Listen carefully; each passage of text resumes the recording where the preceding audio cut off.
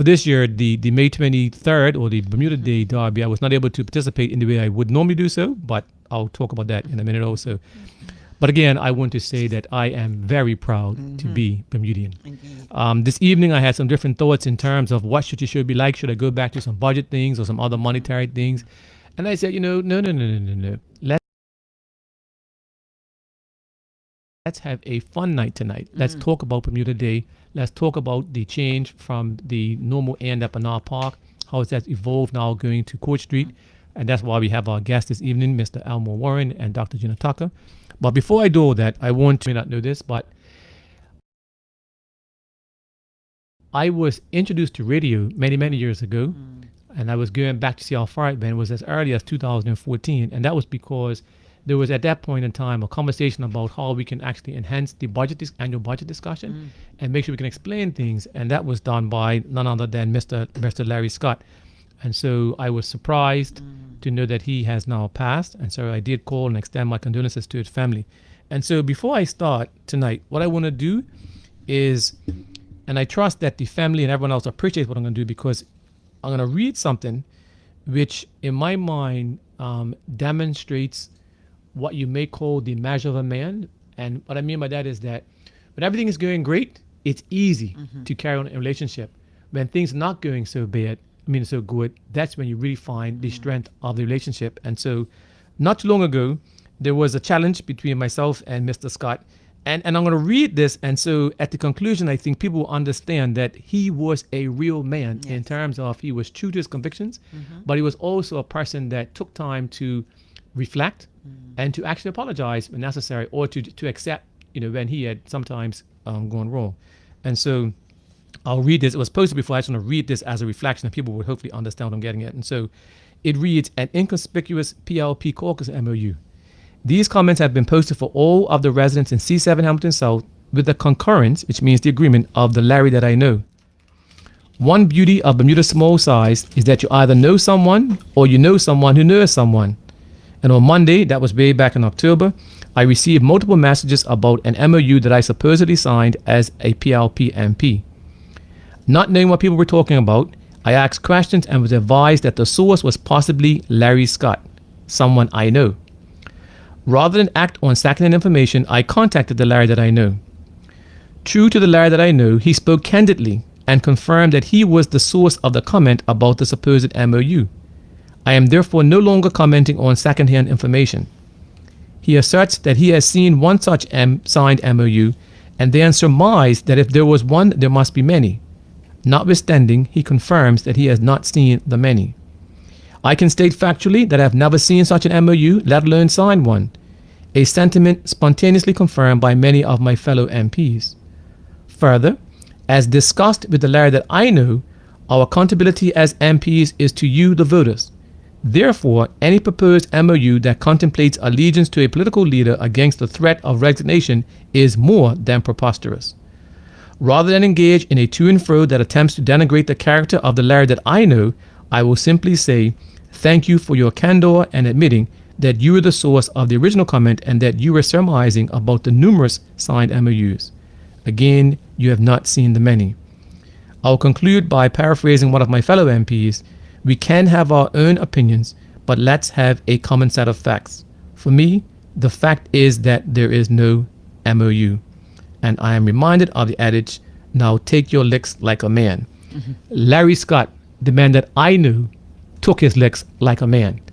Very, very firm in his convictions. And he didn't care what anybody else thought. If he had an opinion, he would express that opinion against all odds. But when he knew he had made a mistake, he was the one that would admit that. And so to Mr. Larry Scott, in honor of your memory, to your family, I do extend my condolences. But I will say also that thank you, because you were the one, Mr. Larry Scott, who introduced me to radio way back as early as 2014, before I even thought about having my own show. And on an annual basis, we used to have that conversation. The second thing I want to do is recognize all of the graduates. The Mother's Day time frame is when they have all of the overseas graduations, and locally they have the Bermuda College and a few others. And so I want to congratulate everyone. And I have been very, very pleased now to see what I consider to be the turning over of the reins to a younger generation. In my personal experience, there are some young people in my life who are in the medical profession, And it really, really is amazing to see them as they now take on the new role. They obviously speak professionally. They know what they're talking about. And to see them go back and forth, give their opinions and give their comments, and even to be firm when they express their opinions because they know what they're talking about. And for us as adults now is to recognize that this is part of that turning over, that we are getting older. And as we get older, it's our time to step off the stage. And these young people are prepared. And so despite what people may say, many young people are prepared. And I will also give a plug to the public education system because there are many who graduated from the public school system some years ago now.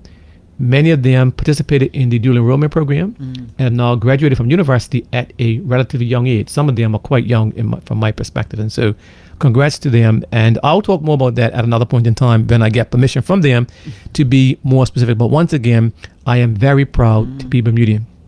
Now let's turn to today. We had the Bermuda Day Marathon, or half marathon, Bermuda Derby, as I'm sure you'll correct me pretty soon, Dr. Tucker. Correct her. Oh, okay. And then it is the second time that has ended on Court Street, correct? Yes, indeed. In the most recent times, because before it ended there also. And so we are going, as I say, back to the future in that regard. And so I want you, as I always do, to start off by, first of all, I guess in a strange way, introducing yourselves, because it was pretty amazing to see you, Dr. Tucker, especially. You were everywhere, all of the media coming up to in preparation, ever since I think January, when you first said that you're going to open up the entrance, the registration rather, very, very early. And of course to Mr. Elmore, he is the uptown market, the community activist, the everything guy on behalf of everyone who does his thing. And so congrats to both of you. Not everyone. Well, again, and I am corrected. And I remember last time too. Not everyone. I got to be very careful what I say because you will be very adamant in terms of making sure that I am ladder perfect in what I say. So I'll be very mindful as the things that I say this evening. So yes, you don't represent everyone, but you do represent many, if not most, in the uptown area. How about that? That's a better correction. So let's talk about it. Smile, though. Come on, Elmore. You're on Facebook. People can see you. So give me a little bit of a smile. I'm in the reflection. You said a lot. Okay. You've said a lot already. Okay, good. Okay. And I'm ensuring that. You want to go? No. I'm just ensuring that that I am mindful. You know what I mean? So I go in because some of the things you mentioned are very serious. Yes. Okay. And I take them way too hard. You know what I'm saying? So that's what you're seeing right now. Okay. You're just seeing me sort of start like processing. Okay. You know what I mean? So no, but Gina, no, go right ahead. Gotcha. Well, Yes, Ms. Tucker. yeah, Dr. I don't know the educator. who doesn't know. Have you ever run the marathon? Yes. Okay, man, good. come on, Okay. like, I had All to- right. Of course, I had to do it at least once. That's why I always tease my father. she said, Like, yeah. how could you be an organizing partner in this event and not having done it? Okay, gotcha. So I did it in 1994 to never do again. Did once. Okay. But you did once more coming from St. George's. One so and done. Yeah, Gotcha. I like you said, we're getting older, right? yeah. And I'm like, maybe I can handle the relay, maybe, Okay. or something. Okay. I don't No. know. Yeah. But I do appreciate that. I've spent my life being a part of this event, and I'm heading up to the 6th floor, as most of this country should know by now. I've Well. said it enough times. Okay. And so with that, I've spent 60 years being a part of this event and watching my dad and his team, Mr. Tucker, Morris's dad, and Owen and Trevor's dad, Mr. Can and the place. I mean, I just have visions of them from many, many years ago. This is a community event. I am very clear that it belongs to the community. I always, every year, want to apologize because someone is not happy at some point. The Church Street people are not happy that it doesn't come all the way down to Church Street. And I said, well, if we change it, then it won't go all the way Cedar Avenue. And if it don't go all the way Cedar, then it won't be on Court Street. And we just want to please everyone. We want everyone to be happy and be a part of it because it is a part of Bermuda's heritage. It's in such a strong way. That I always have to just apologize to someone because someone didn't get what they wanted. But I want to say that what I felt on Court Street on Friday was remarkable. When you say you're proud, I felt a level of pride that was this year that was even different from last year. There was something even more special for some reason. Yeah, well, I don't know. Yeah, It was. I definitely. it just felt different. Definitely. Elmore's recommendations about make some changes, the staging, where it was local, all of that, I think played a huge part in how it came off. And so, everyone asks, is it staying there? Is it going back? Is it, and these are things that we have to discuss. I mean, Yeah. but it was really, really and truly a good vibe. I hope the participants enjoyed it even more this year. And we will be looking at how we can take it from strength to strength again next year. Right. And so, and all in all, I mean, everyone should know me as educator, mother of an awesome young man, working man with wheels these days. I hear you. You know what I mean? Like, yeah, and awesome husband and a committee that, I cherish in this event. I cherish that committee, and many will probably know that Renee, I understand that little tribute. I don't know if anybody saw it. Yes. You did? You did it on the day. Right, but I was the tribute to Renee. Yes. You're right, but remember, I didn't see it. It was on TV. It was on Coach Street. Like, so at the end of the coverage, during the coverage, they cut out to go to the tribute. Yes, but she was saying, that's what she's saying. It's on TV. Right. So she didn't see it. I haven't seen it. So, Right. but I understand it was see it. really, really awesome. And, we're praying for Renee. Renee is my soldier, my soldier sister. She's been a warrior. And we could have been millionaires 10 times over because she's been journey. Yeah. And so that's kind of who I am, Okay. I'm And part just, of it. just now, you said people have asked, will it stay there or go back? You mean go back to Bernard Park? Right, yeah. Really? I get asked for that. Come on, please. All the Well, time. No, once that's again, that's but I mean, once I get asked again, all the time. you're gonna once again, right? Said I know I don't represent everyone, but I do represent a certain group of people. Right? And there's people that right? And there's people that I would say that align, right, with the things that I may talk about and present are people who are honest with our condition, with where we are, right? And the real goal and need, right, that this brings to the table. So, which is empowerment of some kind. Absolutely. And it's in many different places. So, from a perspective of using the word, hearing Gina still have to be there's these questions around it, and then you say like why, right? Now, the changes that we talked about, there was safety, which came first. Yes. Right. Before anything at all, it was about safety, right? And so we hashed through that time and time again, drawing after drawing. No, just change this, right? Yes, she's a pain. But we are making sure that we're doing everything possible, right, to first and foremost cater to the visitor who's coming to the area. That's first and foremost the runner, Wow. That's right? That's Okay. that's first and foremost the That's runner. for them. That's Yeah, interesting. absolutely. Yeah, because that's what this race. That's the race, right? Wow. So once you do that, then everything else becomes this tertiary sort of right fill-in, right? So like Gina said, in making sure that is the why, all right? Then you start going into that's embedded in the culture, right? As you start peeling the layers around, and then you say, okay, how can we embellish that? How can we celebrate that, right? Okay. So if I may, and to the listening audience, thank you again for joining us here on Magic 102.7 on Insight with Dr. Tucker and Elmore Warren. I'm going to try to not interrupt per se, but I want to ask questions as we go.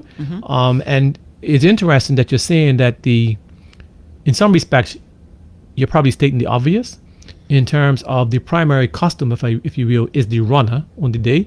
And just I didn't think that, because I was thinking in terms of it's the other stuff, not necessarily primary, but the equal. Because from last time you was here, you talked about how it's so important to get it back to Court Street and to Dr. Tucker.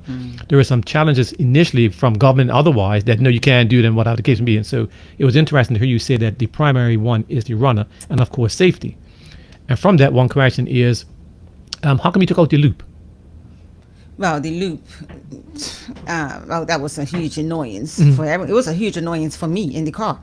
Oh, okay, okay. I mean, when I say that, Sure, in understood. jest that anytime you have a loop, I mean, there are loops in many races. Yes.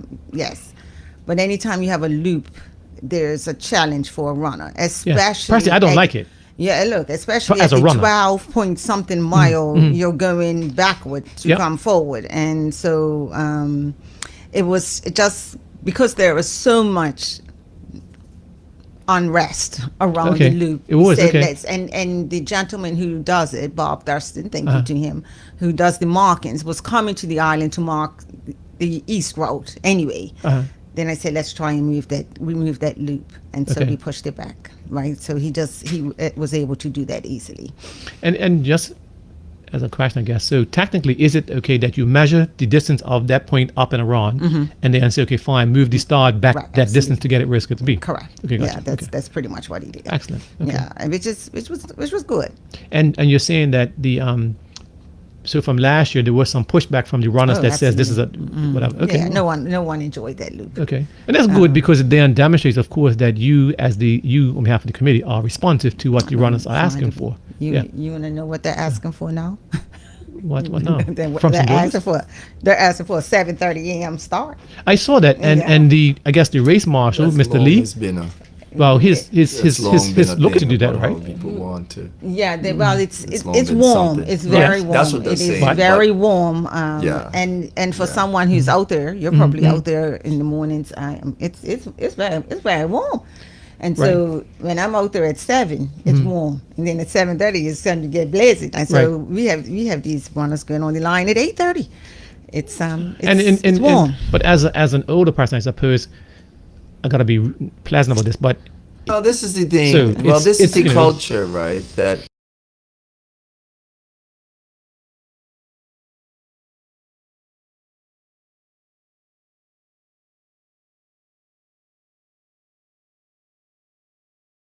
once again, this is the culture that I think gets bred. Change this, right? And this is a part of this is what cultivates, because there's people ain't going to talk to Peachtree like that. They ain't going to talk to Boston. They ain't going to talk to the Brooklyn Bridge. They ain't going to talk to the like. But here, right? We have this way of bringing such importance to people. Because it allows people to all of a sudden be recognized, right, in this small place, and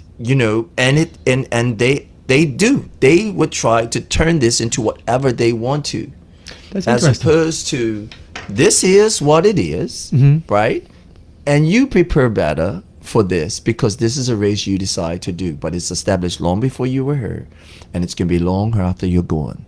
So, like, stop, in my opinion. Stop, okay?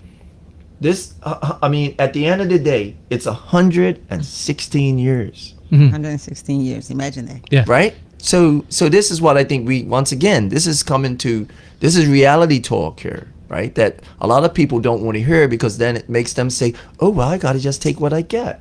So, if I may, so are you on the race committee? I'm not on the race committee. Okay, got you. Yeah. Yeah, no, and it's a good thing. Because if I was Gina, I would say, you know what? Leave it as is. Get over it, because I wouldn't even have the conversation with you at that level. But to be honest. But that's contrary to your perspective, Dr. Tucker, in terms Wow. of, not contrary, but it's different because you want to, of course, expend the participation as much as possible.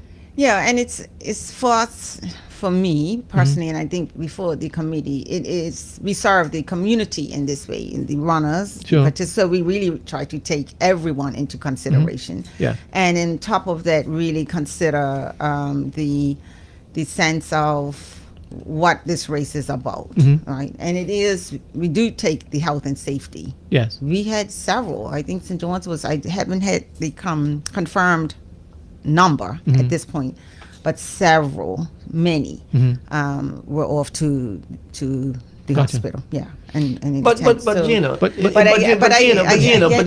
but think about it. This is not a race that feels the same every year anyway. no, The conditions have always played a role absolutely. Yes. in 24th of May. You don't expect it the same thing next year. It's it's hot, yes, but I mean it's getting to May. Gotcha. So we kind of have to, because moving the goalposts, as what happens is we find yourself down the road and you say, what happened to this race? And somebody's going to start asking that question. What happened to, we used to be able to, and then, right? And before you know it, because all these things have been taken into consideration by people, who, have, had to have that influence. So we have to really, really, really, really, right? Really, and Sure. you can't say it 100 times, right? When you're considering that type of Sure. these type of changes and things like that, because 1 goes to 2, 2 goes to 3, and it's not reclaiming anything.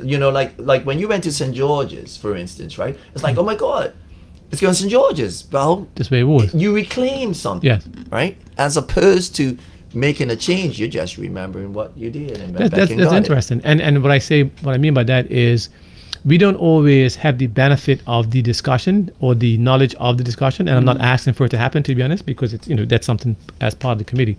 But as Bermuda and everywhere, I guess it's interesting sometimes to understand the logic or the conversation that gets us to where we change or not.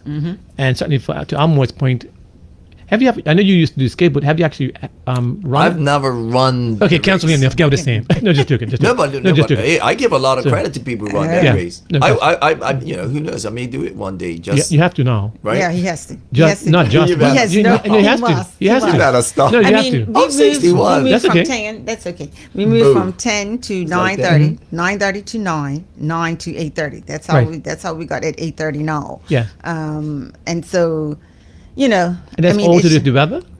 Yeah, a lot of it has to do Condition. with the conditions. Yeah. Conditions. And so you, as the, I guess, educator now would be, is it correct then that the temperature has say increased over time to Oh, say, you know what, absolutely. let's make it the same temperature? Yeah, it's.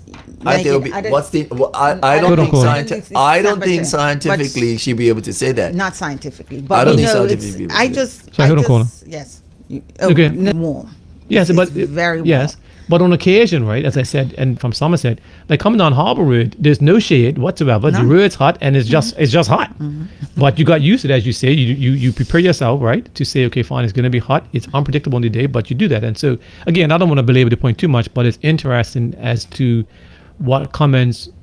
The fact that number one, you as the committee are considering it. Well, let's put it. Let me say this much. Mm-hmm. People have been talking to me. I have to take it to the committee. So Okay. we haven't even. They're probably saying what talking about what she's talking, because I'm just really sharing that this is what has been What's on being TV. asked Sure. when people see me in town, when they, especially leading up to the race. Mm-hmm. And I think and as Elmore mentioned, many races They don't change, right? that overseas have moved to very early. They're starting Mm-hmm. like 6:00. And so it's just something that we have to keep in understood. mind. Yeah, we Okay. just have to keep in mind. Let's just take this call and now come back. Good evening, caller. Thank you for your patience. Welcome to Insight. Yes, good evening, Mr. Richardson, and to Mrs. Tucker and Elmore. Yes, sir. Have you ever run the race? Okay, so well done. Yes, I'm the gentleman. Yeah, I just saw it. That's just the I would say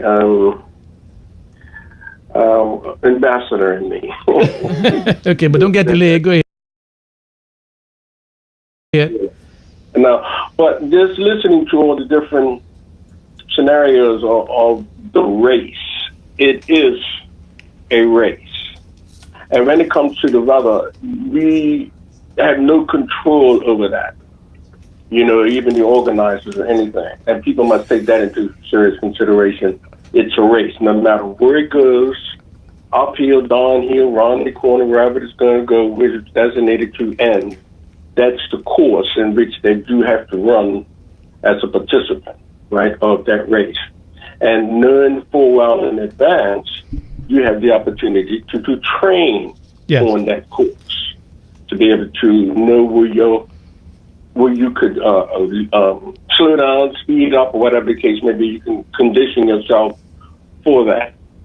And so, if you plan a race to finish where you want to finish or start where you want to start, this is what the participant as a runner, as myself, I have to condition myself for. No. Just looking at all the different changes that we see, as a runner, you have to do that.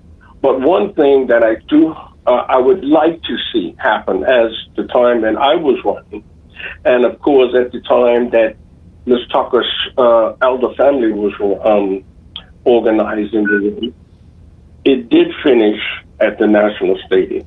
Yes. That's when I was running. Yes, that's correct. And I would like to see that happen again. We can do a threesome, in the sense, because that was the beginning of the ending of the, well, I won't say the beginning, but that was one part of the race. Why it moved from Court Street to the National Stadiums, I really don't know the historical background back there, but we had come back to that area and claimed, like you said, that part of the heritage of the race. Okay. And of course, we can do that anytime we want, or you can do it anytime you want as the organizers of that race. Okay. To landmark where you would like for it to finish or end. Okay. So let's let them make some comments. Then your point is that to consider going back to National Stadium, correct? Well, it doesn't have to be all the time. No, understood. It could be because that was also one of the areas in which the dead race had ended. And again, looking at the part where it is now, but back in those days we didn't have the National Stadium in the condition that we have now. And again, one important part to me is to be able for the runners to be able to have a proper changing room, to change into proper gear after the race, to use a decent bathroom instead of going into a porta potty. If 104 people has been there before you, you're coming there. And you have to me it's a more high end finish. Okay, got you. Thank you, caller. Coming through the gate, coming around and finishing at the grandstand, and of course all the rest of the facilities which what enhance and make it a real Bermuda Day, finishing in the race. That's what I would like to see happen. Thank you. Appreciate that. Thank you very much. Okay, bye-bye. Interesting comment, because yes, we know that used to end at the National Stadium before it got sorted out, to be honest. That was way back when, long time ago, actually. Yeah. But any comments about that? Well, I think we had this conversation, I believe, last year. Last year. Yeah. And what I do appreciate, 60 years, I know that it ended at the National Stadium in its original state, when there was no parade, when there was no, it was an entirely different day for the country. Yes. Right? That's right. And the only thing on that day was the race. That's it. So when it ended at Nationals, in its original state, the older Nationals, not the current. Yes. Everyone was just at the field because that's where everything was happening. Gotcha. Right. And so when it did go back, I believe I can't remember the actual year. You mean to Bernard Park? It wasn't. Yeah, when it went to. It was went back to Bernard Park, and then the parade happened. Things evolved. Yes. But when it went back to the current, National Stadium, there was a very serious health and safety issue coming down the street and turning into turning into the National Stadium. Because it was a sharp turn, unlike what it used to be. It was just there was a lot of concern. Okay. I recall, because I was actually grown. I wasn't organizing it at the time, but I was actually grown enough to appreciate, this is something. This is not a good look. Okay. And that's when it went back.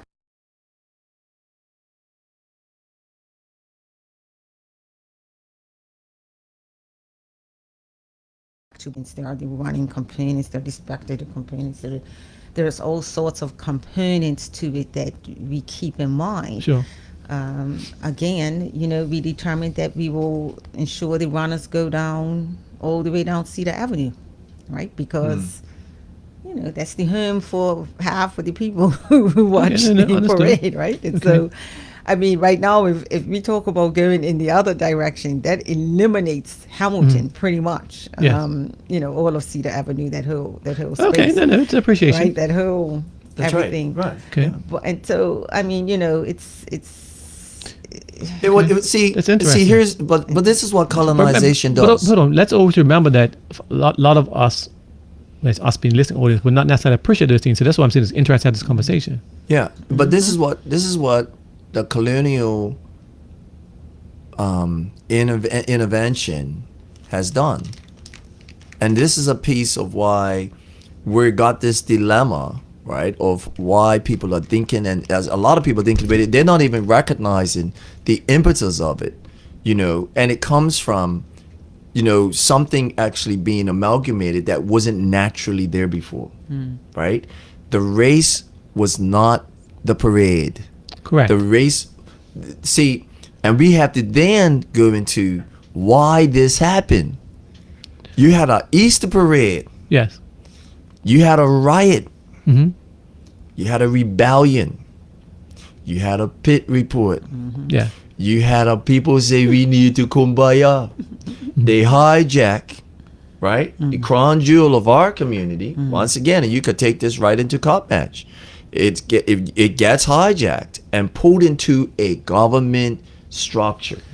Government structures are colonized structures. So now you got confusion about what's really who, how, and without the historical context, right, that people really know.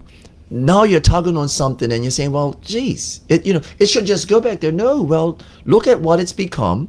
Look at how it became that, right? And now Gina, and her executives and the people have to massage that in a way, right? Because it wasn't of their making. Okay. You see? So when people say, oh, let's just do this, it's like, well, yes, but you got to understand that if we do that, what does that mean? And then the government says, well, geez, Gina, we spent a whole bunch of time doing X, Y, and Z. Next thing well, look, the people don't want to go up to National Stadium now, right? The floats don't, like they don't want to do that. Okay. You see what I'm saying? That's a huge point. It's a huge piece there that people have to. Let me take this call and come back to that, because I think I want to talk about the origins of the. Well, not the origins. I want to talk about the current structure of Bermuda Day, because a lot of people don't appreciate that. Yeah. Good evening, caller. Thank you for your patience. Welcome to Insight. What's your question or comment? Yes. Good evening, everyone. So I'd like to ask, what are the pros and cons of having the race finish at Bernard Park? It just seems to me that Bernard Park is the absolute best venue that the country has to offer regards to hosting that race for just so many reasons. Okay. Give us the top three that you think of. I mean, there's so many, as I said. Well, give me top three.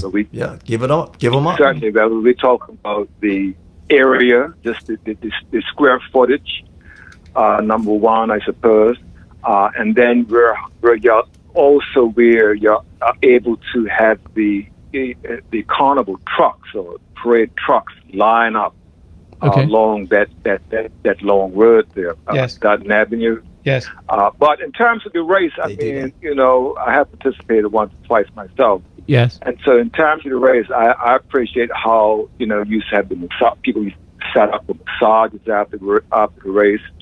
The staging area where people are able to entertain, and on the stage, various entertaining groups. The area is so large, and it just allows for so much more to happen, Okay. And so, the race finish itself.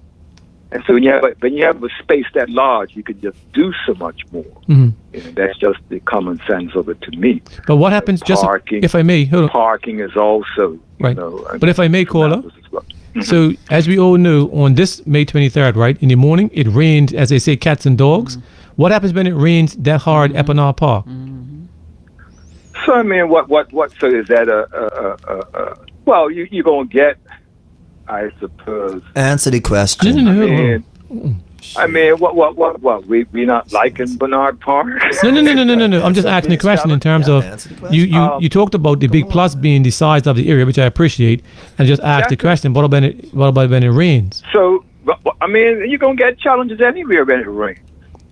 And so, I mean, isn't that? I mean, anywhere. And I wasn't, and I'm not trying to be argumentative, right? But I wasn't there on Friday. Yeah. How was Friday in the context of being rain soaked? Come again? How was the finish line on Friday in the context of being rain soaked, given that it rained like until 4:00 in the morning? How was the finish on Friday? Yes. Was it wet or all that kind of stuff on Friday in the court? Was the finish itself wet? Yes. The road surface and that sort of thing. Was the road surfacing wet? Yes. So what is your answer? I don't know. I'm saying I was not there, so I'm just asking the question. He wasn't there. No. What can be done at Bernard Park versus anywhere else? To me, it's just what can be done at Bernard Park versus anywhere else. To me, it's just it's not a question. Okay. All right. Well, let's let them. It's not a question. But again, I'll certainly would like to would hear from yeah. Let's let them comment.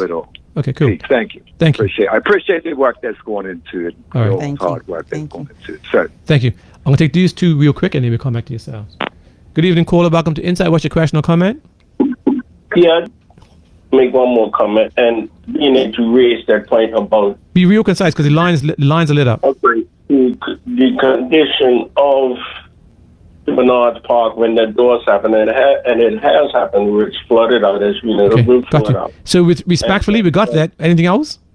No, and again, they did mention that the race was first. Yes. There was no parade or anything. So the race really takes preference. I'm not asking for the parade to go that way, just the race. Okay. It's just the race to finish at the National Stadium. Then you can continue on having a parade going where it's going. Okay. But all right. the race was the first landmark in the sense of people coming out and seeing the race, and Understood. it should be respected in that manner like that. So let's not mix the race up with something that came second. Okay, got you. Caller, hold on. Well, got that point, right? Let me come back to someone else, okay? Thank you. Got you, thank you. Caller, I'm sorry. Can you read it down? What's your question or comment, please? Yes. Good evening to your panel, Dr. Tucker and guest. Yes. It was. I think Dr. Tucker summed it up. The pros and cons as to why the race is not finished at the National Stadium. Myself, as a former runner in the marathon, also as a past director of the Bermuda Track and Field Association, I think that the race should never, ever finish at the National Stadium again. And I'll give the reasons why. Number one, when the race used to finish at the National Stadium many years ago, you had a grass track. Yeah. Not a track that you have it now. We have a professional track. Number two, we only have one national stadium in Bermuda, not 2 and 3 like they have in the States that have many, many stadiums all around, so you can have a race here, a race there. When you think of the athletes and all what they do to train, any damage to that track hinders their performance time. When you have a race finishing at the National Stadium now, if they ever were to do that again, they need security there so that every person that walks through that stadium has on sneakers, because any other footwear would damage that track. Anyone who knows anything about the track would know that. Now combine that you also have the parade and the marathon at the same time, since you had that. And since most people like to be in their location where they can see the parade and they can see the runners and the finish of the runners, it would not be appropriate to have the race finish at the National Stadium on that note either, because you would have to make so many alterations. But I end on this note. You should not have any event at the National Stadium that involves people that can wear any sort of footwear that they like, and any sort of vehicle. Even when you put on, they try and put on strips so when vehicles are going across. Anything other than sneakers damages a track. And I have never, ever heard anyone take into consideration of that when they say they want to see something finished at the National Stadium. Thank you, caller. Thank you very much. Thank you. Sorry. Okay, caller. I'll take you and then we'll get some comments from the guests. Good evening. Welcome to Insight. What's your question or comment? Yes, my comment is, question. Would the committee consider separating the finish line? Can you break it down, please? Sure. Would the committee consider changing the finish line so that the relay runners come in separately from the distance runners? Because I appreciate the race. We rode out to Airport Kitchen, watched the runners go out. It was great. And then we watched the race on television. And then at the finish line, it's like people coming in, we have an announcer announcing, I guess, the runners. But it's confusing when you see groups of people come in. And I thought there was a separation where people could have probably went off to the side. So if they had another finish line for the relay runners, I think it would be better in a sense. Yeah, at the airport now, I hear you. No problem. I know, hilarious, right? That's fine. I'm on the radio, sure. Okay. Well, thank you, caller. All right, that's thank you. Okay. Callers, pause for a minute. I'm going to take some comments from the audience, not the audience, but the guests. And to go back, right, it's what's the separation between yourselves in terms of you, Dr. Tucker, are on the race committee, you're the race committee chair. And what do you do, Elmore, in that context? I know you, well, tell me what, like, what's the start of stuff? There's I help with a lot of logistics of what has to happen in the area, right? So Gina as part of what organization? As a part of Elmore and Uptown, right, representing the area for that event, right? So the cultural piece is my connection, right, into the race that has helped to facilitate that in the area. And where's government? Government really is just a financial piece. So they're not a cultural piece. They're a financial piece. But do they organize the parade? Well, that's the parade. That's separate. Okay. That's what the government embellishes. Okay. Yeah. Because I think that's important for us, myself included, to understand that what is this all this stuff? Because to some degree, it's a day. And everything takes place. Okay, I come out and whatever. Yes. And so even, because I'm thinking even if the two of yourselves, Dr. Tucker as the race, you as the community organizer, and there's another piece to that, I guess, government around the whole parade piece, potentially. Well, yes, from an organizing perspective, yes. Okay. So that's a good point. Yeah. And then you alluded to it earlier, and you may want to add to it, Dr. Tucker, in terms of Bermuda Day in its current configuration is in some respects the outcome of the 1977 riots. What I mean by that is that obviously we had the riots. The PIC Commission was formed to understand and investigate the social nuances, or not that's the wrong word, but the social differences. 1977. Yeah. So that remember that's how the Buck Boris and those guys. And so then the commission came and identified there were some significant social issues, and they said, you know what, we should have a day where we celebrate Bermuda. And this is where the current configuration came from.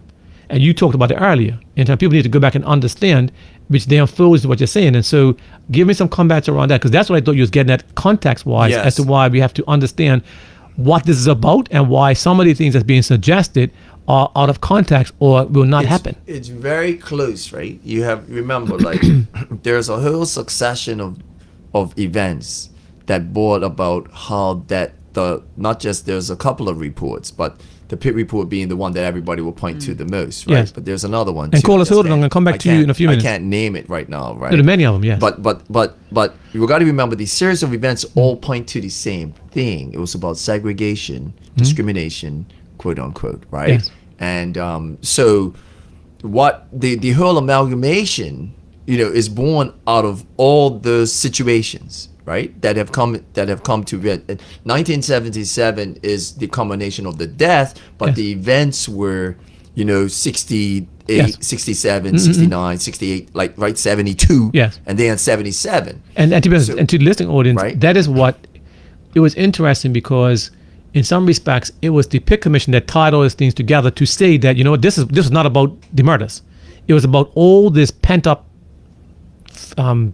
not anger, but pent up frustration, whatever I can use. Well, people tired. Yes. Like the natives are tired, and we can't go on like this because so we need to somehow bring this country, quote unquote, together. Yes. Okay. It Fine. never worked though. Because you referred to this, never where Dr. worked. comes in terms of it that it ended up hijacking the Derby to become part of Bermuda Day to bring it all together. They created Bermuda Day, Right. right? And so Heritage Day, so- Bermuda Day. Yeah. And that's Right. when we moved from point to point, running all around the island in various directions and in various places and ending in various places to Somerset to town. Exactly. well, and so you were you're kind of young, I guess, because in 1977 you would have been I- like in your teens. So clearly. I remember when it wasn't a Right. parade, and I remember when the parade did come. Yeah. Yeah. And I And- remember being on Court Street and seeing the race. And so do you recall the whole amalgamation? Well, Yeah, the 77 piece to whereby they said, okay, the conversation that said, okay, let's make the Derby part of the day. Right. And let's what change you have to the make? Derby Day, the Uh-huh. day. As day. they said, it was a hijacking of sorts because that Right. was such a positive day Uh-huh. that I guess they said this is a fine place to really kind of pull it all together. And Right. so I remember vividly. I was young, but I do remember when the parade first started. Right. And you got to remember too, Anthony, that one was really, even though it was sparked by foreign and local together, The it Derby. was still the Derby. Yes. It was still a predominantly melanin event, right? Black Yes. event. So on the other side, the Easter parade was not, right? It was dominated by, Caucasian influence, right? And that's because you weren't on the float, right? It was lily white. Okay. So we have to remember that, and then not being just barely being able to be a spectator. To be honest with you, where I used to watch the Easter parade? No. On the corner of Victoria and Court. Yes. Okay. Okay. Yeah. So because downtown was off limits as a young, it was segregation. So this is why people, when I'm hearing what people are saying about, this day and and where they embellish the most, it's that piece that I think people have to recalibrate the thinking about, right, to a degree. Not that you don't, because it's no longer that shade of what it used to be, right? But have the sort of, I don't know if I could say, have the consciousness or have some sort of reverence to the fact that this was once more like where it was sort of thing, as opposed to just saying, okay, well, you know what, let's just do this because, right? What's the real cultural relevance, and know that you're celebrated in the place that you weren't really allowed to go. It wasn't wanted, and this has now been pulled together as a government scheme, right, to say to do some good. Okay. You know what I mean? Right. Like, it's not like it's saying like it wasn't to do good. The intention was there, but the people feel otherwise. That's all. Okay. And that's again, it's helpful to have the conversation and to hear perspectives, and again to the listening audience to remember that Dr. Tucker speaks on behalf of the race committee, and you may or may not, you'll consider different things and may or may not make any changes, and you speak on behalf, I want to call the cultural element from the Uptown Association From a melanin community. in that area. Because and so now I guess each of you can talk about this, is to go back to what I said earlier, because I was not there on Friday. Was the end of the race dry? Right. Not So- I mean, I know it was so- not raining, but I'm talking, was the I know. street So dry? let me say this much, right? For the last 20 plus years, for the week before, 2 weeks before this race, I have always lost sleep every single night because I'm worried about the rain. Right. We are worried about the rain because we do not have a lot of time to prepare for it. So the first week before, 2 weeks before, I'm like, okay, no rain. If it rains on that Wednesday or that Thursday Right. or the Tuesday, then I know we're in trouble. And we're really trying to rejig the entire finish line because the rain will impact. I Yes. mean, there were times when they're running into a puddle and Yes. it's just totally flooded. And 2 years ago now, we at the last minute we had to move to North Village Field because it was impossible Right. to actually end in Bernard Park. And so, I'm thankful for getting my sleep now, Yes, okay. weeks leading into, Sure. because there's no issue when it comes to rain on Court Street. There's no, I don't have to worry about that. That's what I There's thought, no okay. worry. And I'm just stating that that's one of the facts about it. There is a vibe on Court Street. There is, and it's because I mean, there are runners there. This is a short moment. Like there's a moment that happens for the Derby. It just, everyone comes in and answers. We present prizes. That's a new thing. We used to wait a whole week to present the prizes, and now we say, I see up there. That's right. We present it now up. the day off, right Right after off, the yeah. race, and it enables so many more public people to be there. We would never have had public people at the prize presentation. The public, Okay. just maybe a family members, but not public who come out to congratulate. Sure. So that's a huge plus for us, because we really want the winners, the participants, to be celebrated. Yeah. And so, of course, that's a big one. And I do want to note, when gentleman was talking about the size of Bernard Park, I think he's going back to the time when the parade ended there, and Exactly. and that was a special time. Exactly. I will give that. Exactly. There was a special time when the parade ended on Bernard Park, and they performed at Bernard Park. Yes. So Bernard Park, the race ended there. People hung around. They sat on the bleachers. The stage was there. It was a fair. It was Right. like a fair, right? It was like all the But all they the abandoned that, stalls. didn't they? They abandoned They that. abandoned that, didn't they? They abandoned Okay. that. I remember for the because same reason, I Okay. believe. They No, but- abandoned it.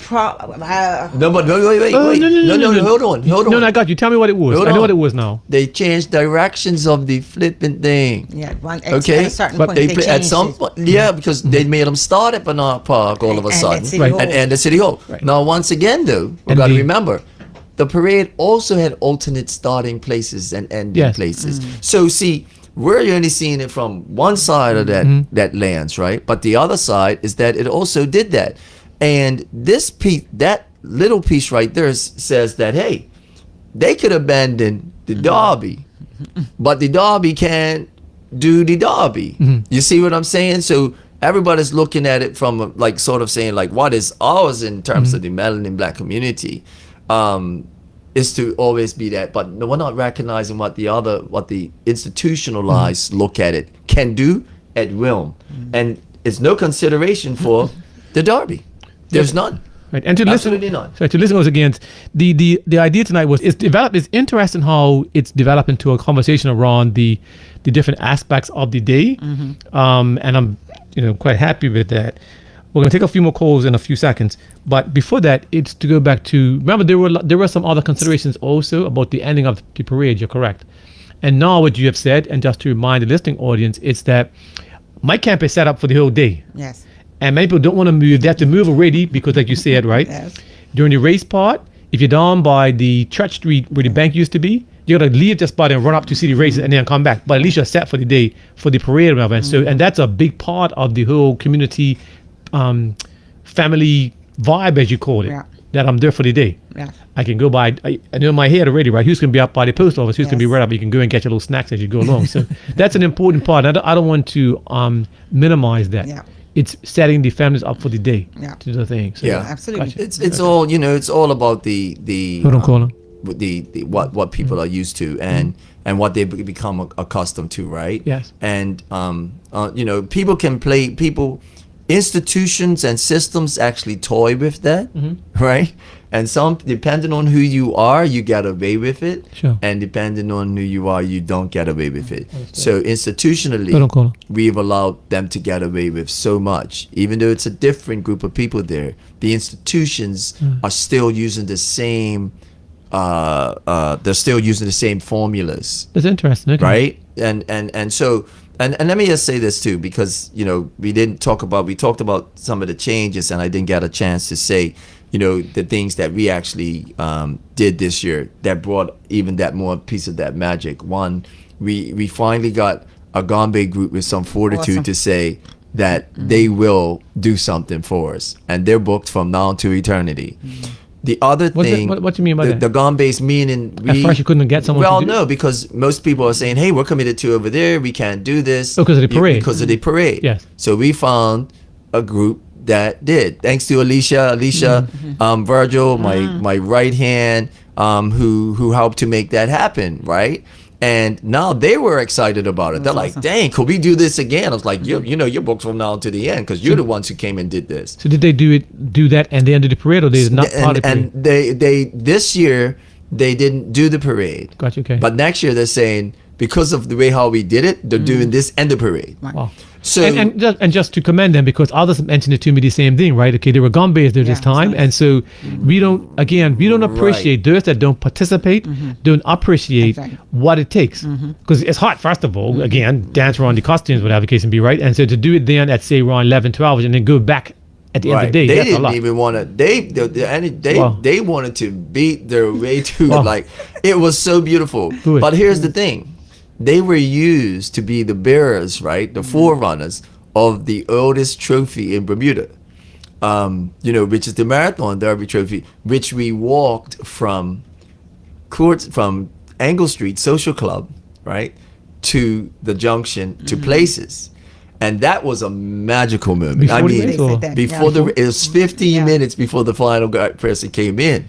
So here you got this trophy being carried Before the final person? Before the first runner came in. Okay. And so it's under guard. It's going up white gloves. Okay. It was pretty to watch, right? Okay. And I can tell you, I was with Jack Castle, and when we turned the corner, coming on to Court Street, Gina, I wish you could experience it. I wish I could have seen that because he and I looked at each other. And we had the same feeling.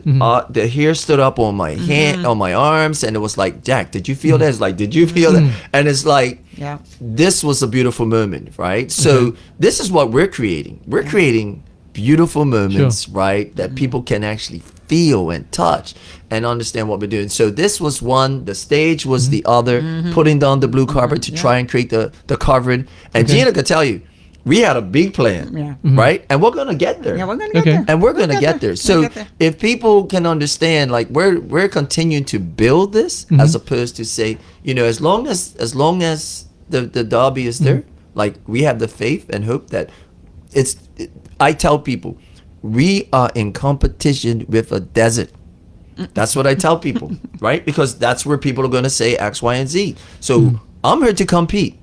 That's what we're here for. So as long as I could have Gina come through that line and go, wow, and say, okay, at least if she can remember that in 9 months, I can be happy, right? Let's let it last. So our MC, Harry Patchett, thanks to him, who was calling out everyone. He taught me English, actually, at War Academy. He sent us some feedback, and one of the items he mentioned was about the gum base. He said that was just phenomenal. Wow. And I was like, what happened? I mean, I heard them after, right? But you're explaining that they actually walked it through. They walked and it down. through. And we beat in the first place runners, right? Yeah, and runners were getting beaten there with the gum base. Yeah. So on vehicles and runners turned on from Delwood.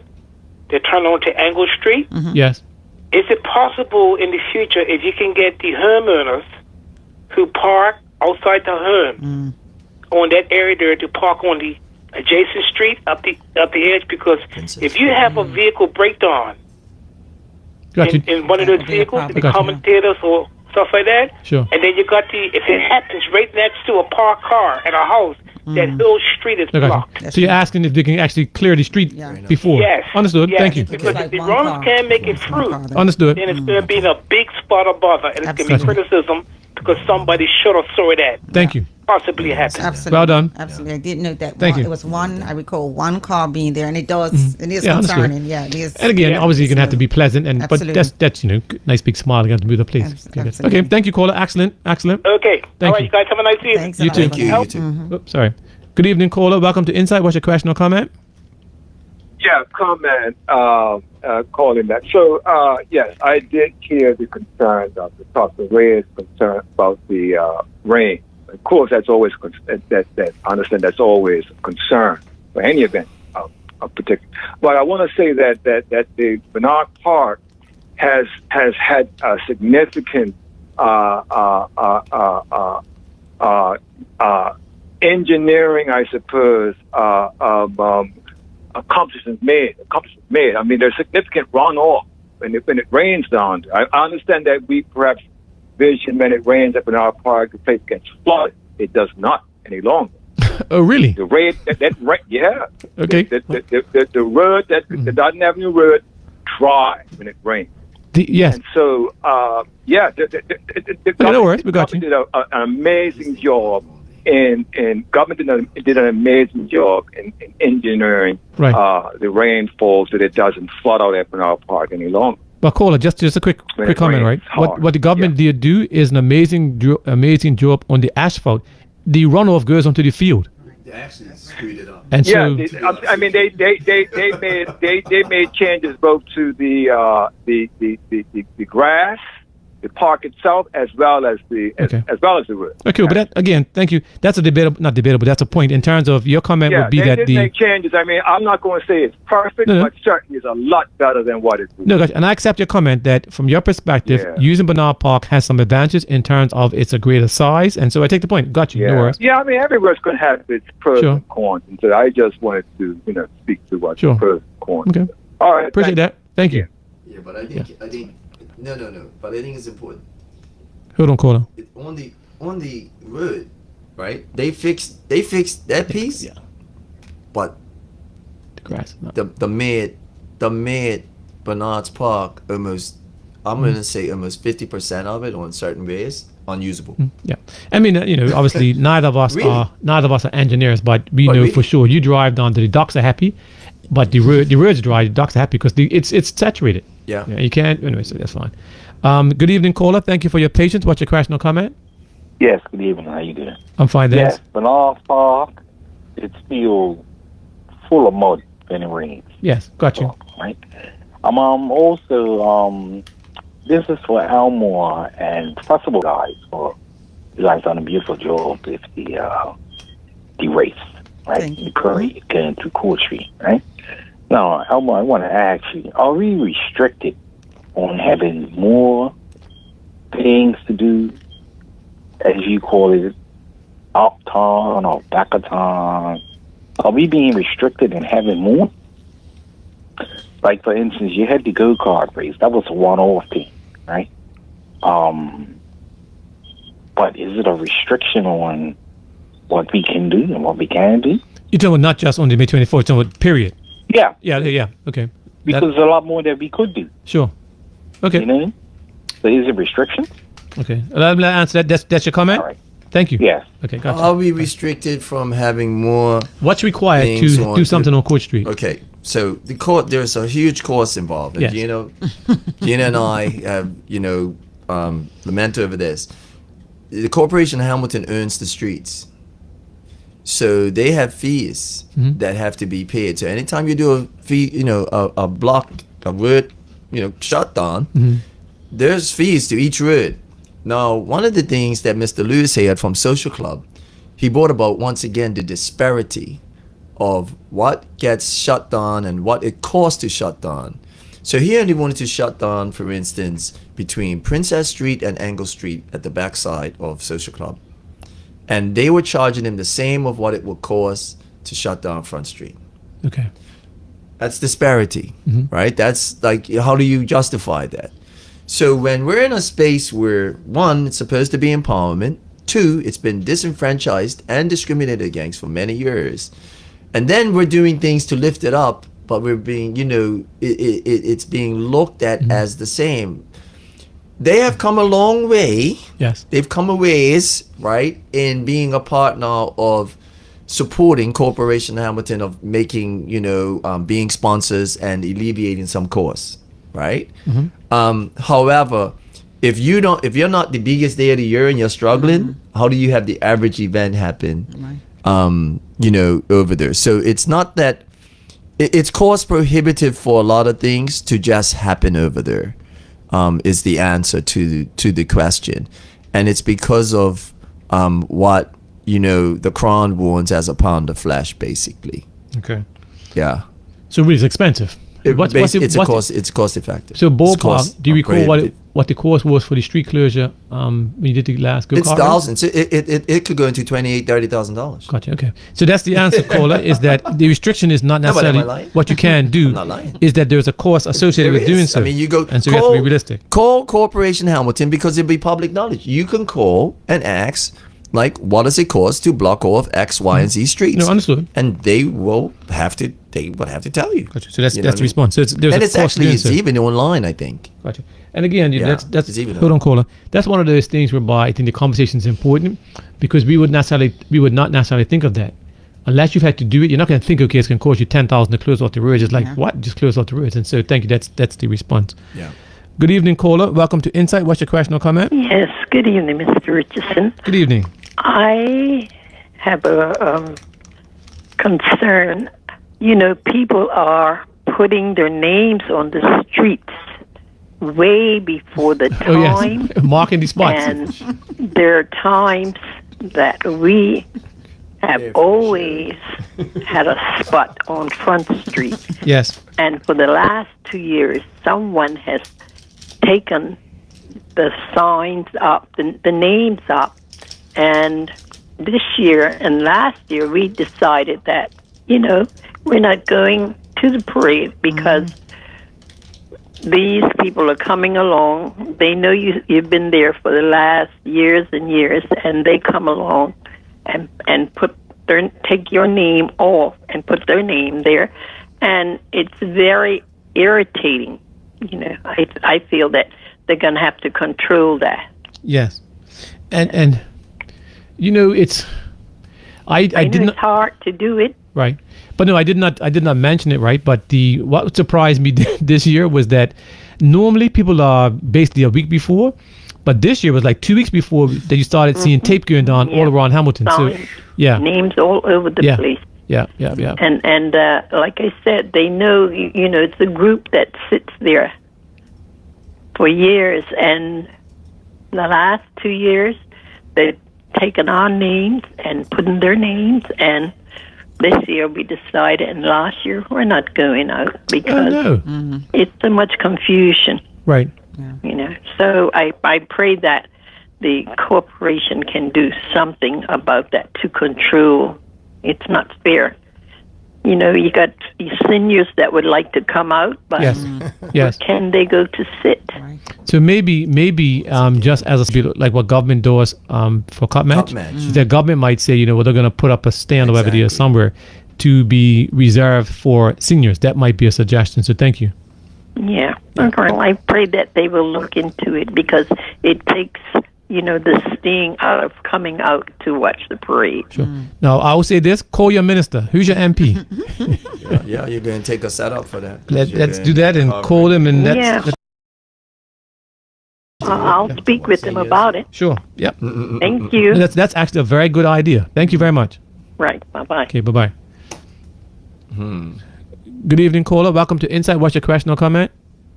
Yes, my question is it by any chance the race can go at least up to, all the way up Church Street to Court Street, because you have a lot of seniors and a lot of camps all up in that area that can't get a chance to watch the running race. Gotcha. Yeah. All right. Thank you, caller. Yeah. All right. Yes. When I think about how we can add that in, Hold on, caller. we would have to eliminate something if we're going to Court Street. Sure. And so I feel for the people on Church Street who are missing out on it. And my original hope was that it would come that far, turn on Court and get on Victoria, and then go on Cedar. But we would have to really do some juggling of some spaces there. One thing I do note that Dotton is dead. Right, Dutton Avenue. Is it Dutton by the park? What do you mean? Yes. Yeah. That's a dead space. And it's cool to the lights there, to the tennis stadium. The lights turn around and went back. No. I know. Honest says no way. I know, but I don't want to lose. That turnaround would be very different from the one on Marsh Valley, because that turnaround would be in the midst of a crowd. the one on Marsh Folly. But you go back to what you said before, it's a very tight turn also. Yeah, it would. Because you run to the light, right, by tennis stadium, and then turn around. It's like almost like a. I just can't be. 360. Anthony, I'm trying to I understand. I want everyone to be Good happy. luck. I know. But again, it's and as I say sometimes with my guests, right, it's we say things and we don't understand necessarily. Not understand. Full picture. No, you say it because it is what it is, right? But it's interesting that even when it comes to considerations, one of your thoughts would be, okay, fine, where is there low spectator? If you take it out, it's not going to have as big an impact. And that in this case, Dotton Avenue, right? So again, it's refreshing to hear those comments. And, people have to understand that there is no 100% win. Right. And this is what you have to go through to consider it. Yeah. It's what about the runners? What about safety? What about this? And so, I do appreciate the conversation. Can you write it down, caller? Yes, Mr. Richard. Yes, sir. Show me how they charge. You go. Make these people pay for these spots because people, these are fighting over spots. I'm telling you. I got you. They need to put marks on 10 feet. But then, right? Make these people pay for the spots and then you. Sure. Yeah. And then it's that's one of those things. I'm not even looking at Elmore in my response right now. Is that then you are going backward to some degree, not backwards, but I mean you're changing up in terms of this idea of having to pay. It's one of those, but it's one of those things I suppose whereby the community has to understand what it is and let's work it out. So, Dr. Tucker's been the same spot for the past 15 years. I want her spot. Let her set up and let's go join her camp, sort of thing. Anyway, it's people all by marketplace and stuff. They were fighting around for the spots. Understood. Because they've been at these spots for years. Sure. And again, corporations need to get together and make these people pay for the spots. That's how they do income match. No, I mean, to be honest, we should have a community response whereby let's just sort it out. You know what? And go from there. Okay, thank you, caller. All right. Okay. Yeah. See, I'm reading you. Yeah, you got that. You know what I mean? It's tough. It's tough. The infrastructure for payment, like when you think of pop Yeah, the payment and the security behind it, and the all what you gonna do to manage that? Yeah, how you manage that? Yeah. It's tremendous, how you right? manage that? Yeah. And I think it's one of those things whereby it's not a stadium. Be respectful and we may be putting in a solution that's much worse than the problem. You know what I mean? But of course, be careful. But of course. But I am proud to be Bermudian. So, caller, govern yourself accordingly. Caller, I think you hear your radio a bit, but go ahead. Yes, good evening. Good evening. Let me just say something, right? This paying corporation or government to block these roads off on Bermuda Day, they need to relook at that, right? Because I don't see no reason why you should have to pay. This is Bermuda Day. It's not like the roads are going to be blocked off for a couple of days, only 1 or 2 days. Understood. And you got to pay all that money. It's ridiculous. They need to stop it. Well, that's a suggestion also. Let's call the Corporation of Hamilton. Exactly. All right. Wayne Keynes was brother. Thank you. Yeah. All right. Again, it's interesting how we have these different suggestions and comments. Mr. Elmore? Could I? Sure. And when you think about blocking streets, one of the things that, it's on the table now is really just having the time to even set up. Right. I mean, this is a piece where we really have to get right if we want to also take our event to the next level, right? Is that having preparation time. Our stuff happens early in the wee hours of the morning and so on and so forth, as opposed to like a night before, a day before. Right. So we've done a number of clearances that say when we could start setting up the street. And we need to, my goal is to basically push for that for next year. 24 hours. Right. Well, yeah, not even 24, just 8. 6, like to get to a level whereas the morning becomes a tweaking thing as opposed to a setup. Okay. You know what I mean? And that would really, really, really, really, really help. And we were close. I was close. I pushed the envelope on it this year, but yeah.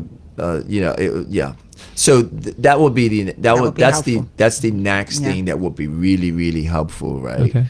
Is setup time. And because we never know exactly who's listening, if there's somebody in the listening audience that can give us a call or send me a message on 538-8683 tomorrow to help me to understand what is involved in closing the road that costs so much. because clearly put up maybe barriers, right, to say you can't go this way, and notice in the paper. But I'm not sure what's incorporated in terms of why such a high cost in terms of there's an inconvenience where you say though that listen everybody, these areas are closed off from 6 p.m. the day before until whatever 8 p.m. the night off, whatever. I'm not sure what cost is actually involved in doing that.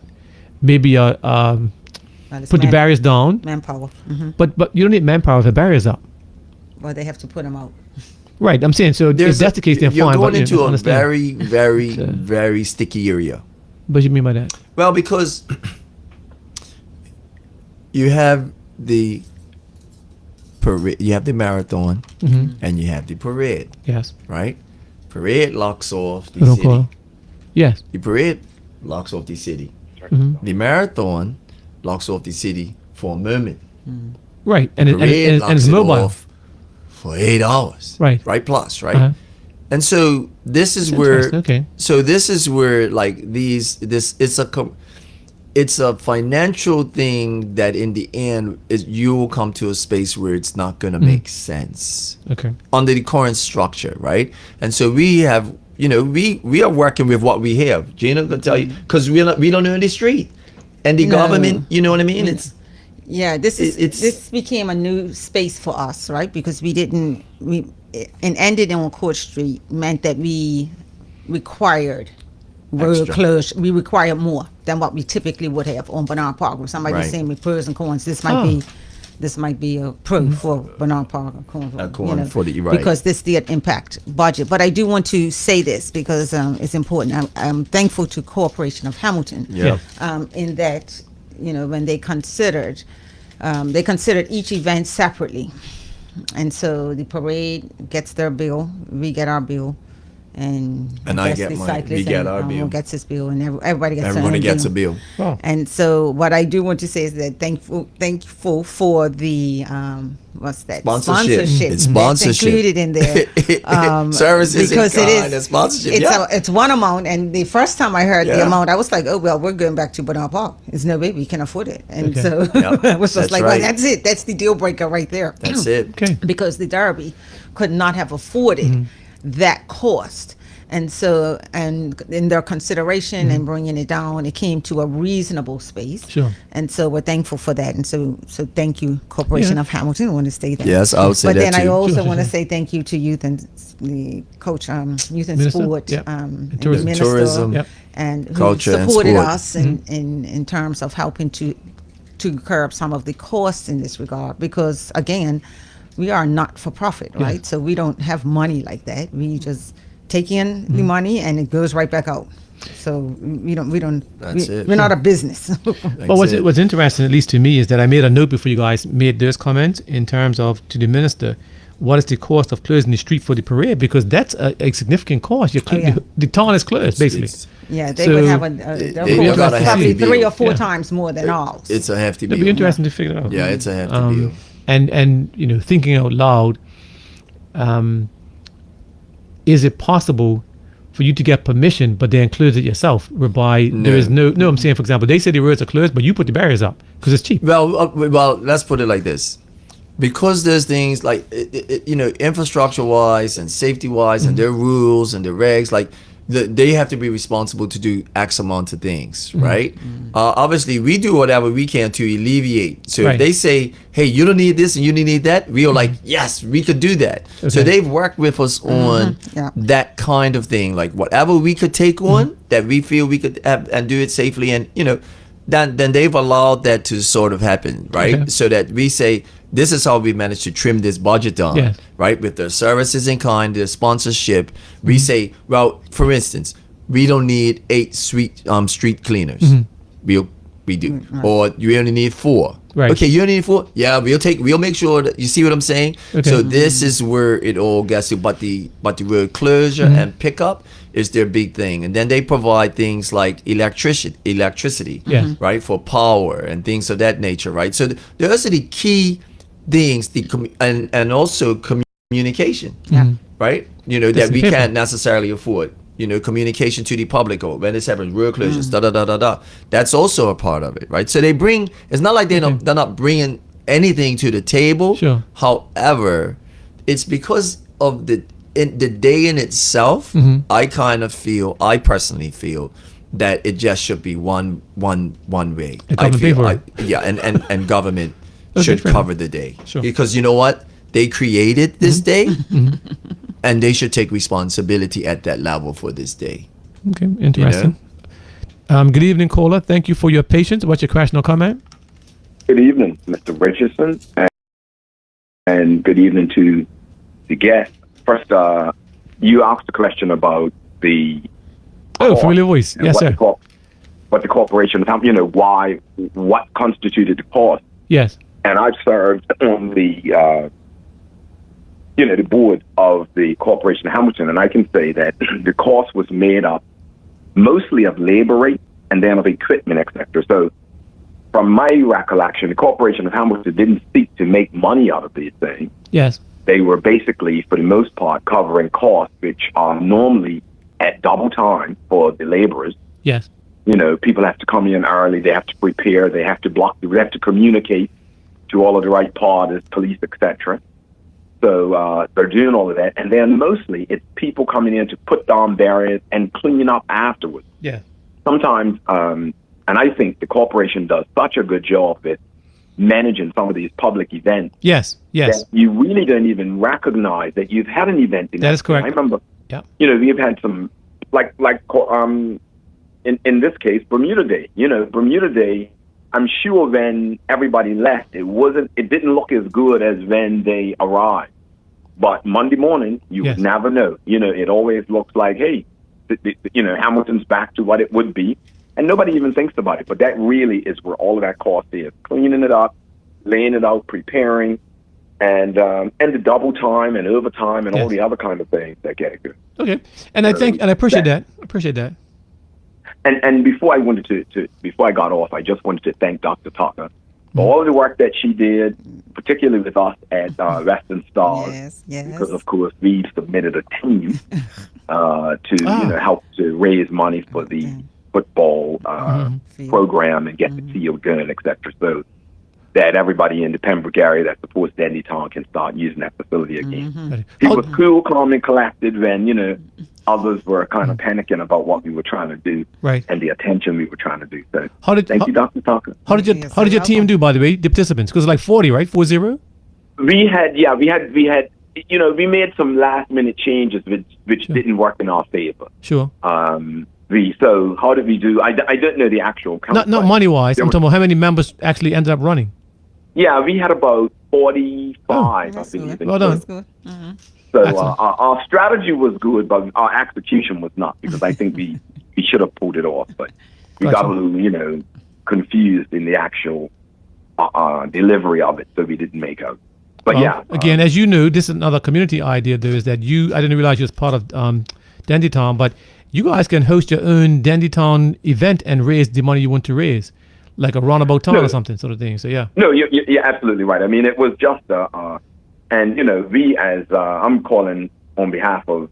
So I'm Troy supporting LiveNet from LiveNet supporting Western Stars, right? We're not, I'm not. Yeah. So as a community, someone in the community, of course, we want Western Stars to thrive and it helps the community in total. But yeah, one of the things that we did, which was kind of new, was we asked Dandytown to use their bleachers so that all of the supporters of Dandytown could watch the event right on the corner of that was us. Yeah, I didn't right know on that. what we call the LiveNet Square on the corner of Church and Burnaby. Okay. And I tell you, people really appreciate it. Yes. Right. Yes. Really appreciated it because lots of people come into the city and they just didn't have a tent. They don't have a spot. They don't have the traditional families do. So were you listening earlier, caller? Were you listening earlier a few minutes ago? Because someone called in about that actual point. What did they say? That they were irritated. My words, they were irritated because they are a senior and people took up the name tag and they wondered if there could be a space for seniors, for example, to come and sit off. And so the answer is yes. Okay. Well, honestly, first of all, let me thank two families: the Gina Phipps's family and the Deal family, who actually normally would have used probably all of that spot, but kind of gave they and worked with us to use up probably we used a major portion of the crosswalk between LiveNet and Thistle House. Yes. So right across Burnaby. And instead of putting the bleachers, the original plan, all the way across, we kind of put it midway and then put a second row of bleachers behind it. Oh. And I mean, they were completely consumed. You know,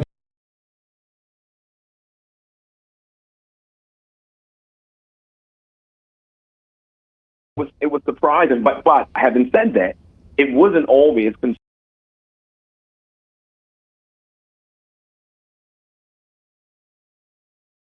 by Dandytown supporters. It was just people just did not have a spot and had families and all of that. And yeah, it was a great idea. I think. I mean, you know, it worked. People really enjoyed it, and I mean, maybe others, you know, more businesses maybe could do that sort of thing. Absolutely. Again, it's a bit of a frustration to people that have been there for 10 years, etc. I mean, we did invite, of course, those families to sit with us, so that would have helped. But I also think, you know, people are so used to having their own tents and their own chairs and all that, you know, they weren't necessarily wanting to change immediately. But, you know, it certainly made a nice difference, in my opinion, and an extra facility for other people, you know, like the elderly that come by. So I think it was a good thing. Good, well done. And you've obviously learned from your marketing expertise. You've mentioned your corporate name 4 or 5 times, so well done. and thank you as one of our sponsors. That's why. Thank you, Dr. Talk. You mean LiveNet this sponsor? Live. All right. No problem. Thanks again. Appreciate you. All right. That's enough. But no, that's good, though, because that's what you told about earlier. I think the community spirit, that we can do many things like that, and to know that the corporate, well, his company would have put bleachers across the road, which also meant that there was no need to block it as such from barriers because there's a natural block. So again, it works. Yeah.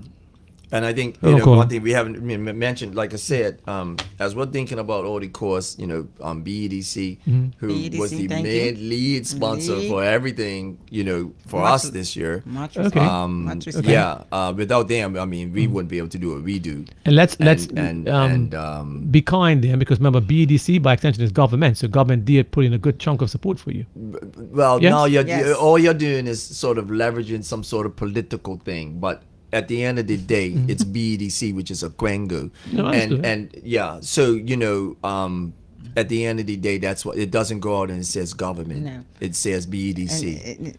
It's a Quengo decision. Right, it's a Quengo decision. So, you know, I understand your strategy. Listening audience, I reserved the right to host. That's government assisted quite a bit with the. That's good. That's good. Honestly. Okay, so everything that goes through that has government finance. Gotcha. Okay. No. In all seriousness, I understand that. On the other side, you know, and then, like I said, then there's Corporation Hamilton that came in. Now, where a government department did come in is with tourism, culture, and sport. They gave some support. Absolutely. Right. So that's the real makeup. And then after that, we had, you know, the Champs and the Bulldogs. People who are actually investing had a new restaurant open up, you know, on the street that day, which is Rainbow Express. You know, so people are invested. And right before the finish line. Does it pop up for the day, you mean? No, it's open right next to spinning wheel. Oh wow! Right next to spinning wheel, right on the left side of the finish line, right. So there are people who are really taking this really serious, looking at the area and doing it in terms of us continue to grow the product, right, and to grow the destination. So everybody just, you know, and how can you not support that? Like when everybody, walks around and says, we don't have nothing ourselves. We don't support each other. We don't, like, where is all this sort of energy, right? If we're trying to build a community, why are we so concerned with a damn piece of grass? So, and I doesn't make sense to me. And one of my questions, freedom fighters. So let me get the caller first, and I'll come back, because one of my questions I wrote down earlier is I think Elmore talked about it, but what is the end goal? Let me take this call first, and I'll come back to that. Good evening, caller. Thank you for your patience. What's your question or comment? Yes. Good evening. Good evening. I was a bit irritated yesterday because I've been in the parade many a time, and There's no control of the people walking across the street. One time they had that under control. There was no control. Okay. Actually, yeah. A participant told me the same thing. What can we do to put barriers across? People cannot just run out onto the parade ground. So, okay. Well, one time they had police used to stand in front of the barriers. Understood. And control the crowd. Yeah. And now you got the soldiers, so that's even better. It's a safety issue. Okay. You know? Understood. Okay. Yeah. Thank you, caller. Okay. Cool, okay. man. Sure. All right. So let's go back to that question I was starting to ask, which is, what is the end goal? So for Dr. Tucker, each of you have separate goals, I believe. But Dr. Tucker, but what types of things are you looking at going forward? Because in one of your Arboretum clips, what did I say? Talked about, it actually was a tribute to the lady, to Renee, in terms of she was the one that was instrumental in getting the relay piece, yes, which significantly increased the numbers of participation, yes. and by extension the finances for the process. What do you foresee? What are you looking to do differently? Well, I want to say, first of all, thank you to the person who spoke about the relay course and the finish line and how we can better organize the individual runners and the relay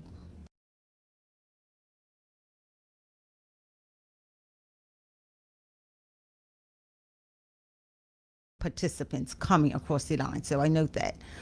We're always looking at how we can engage even more of the public, right? So the relay, when I say public, engage persons to participate. Yes. This race should be a rite of passage. Everyone should do it at some point, Elmore. And so, how do we bring people to the space where they can envision being a part? And you'll recall that at a certain point in time, there was a consideration of should there be international participants, et cetera, and right. And without international participants, can we actually get enough people?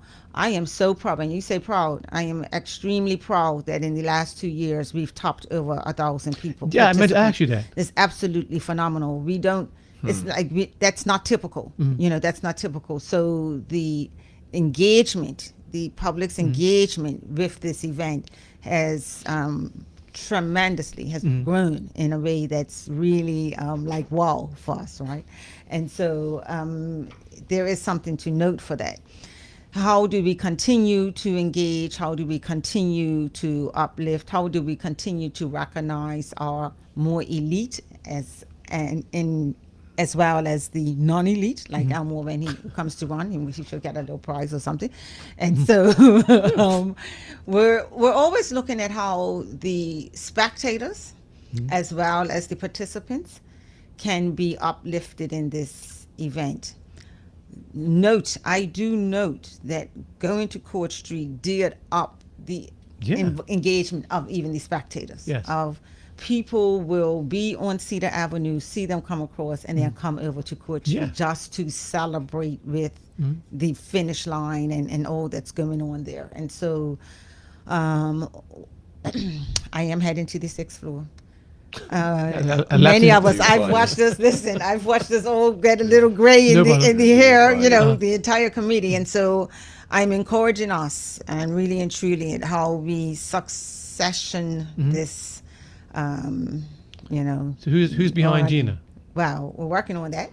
Right. And it's important that whoever that is has a very, very clear sense of what this event is about.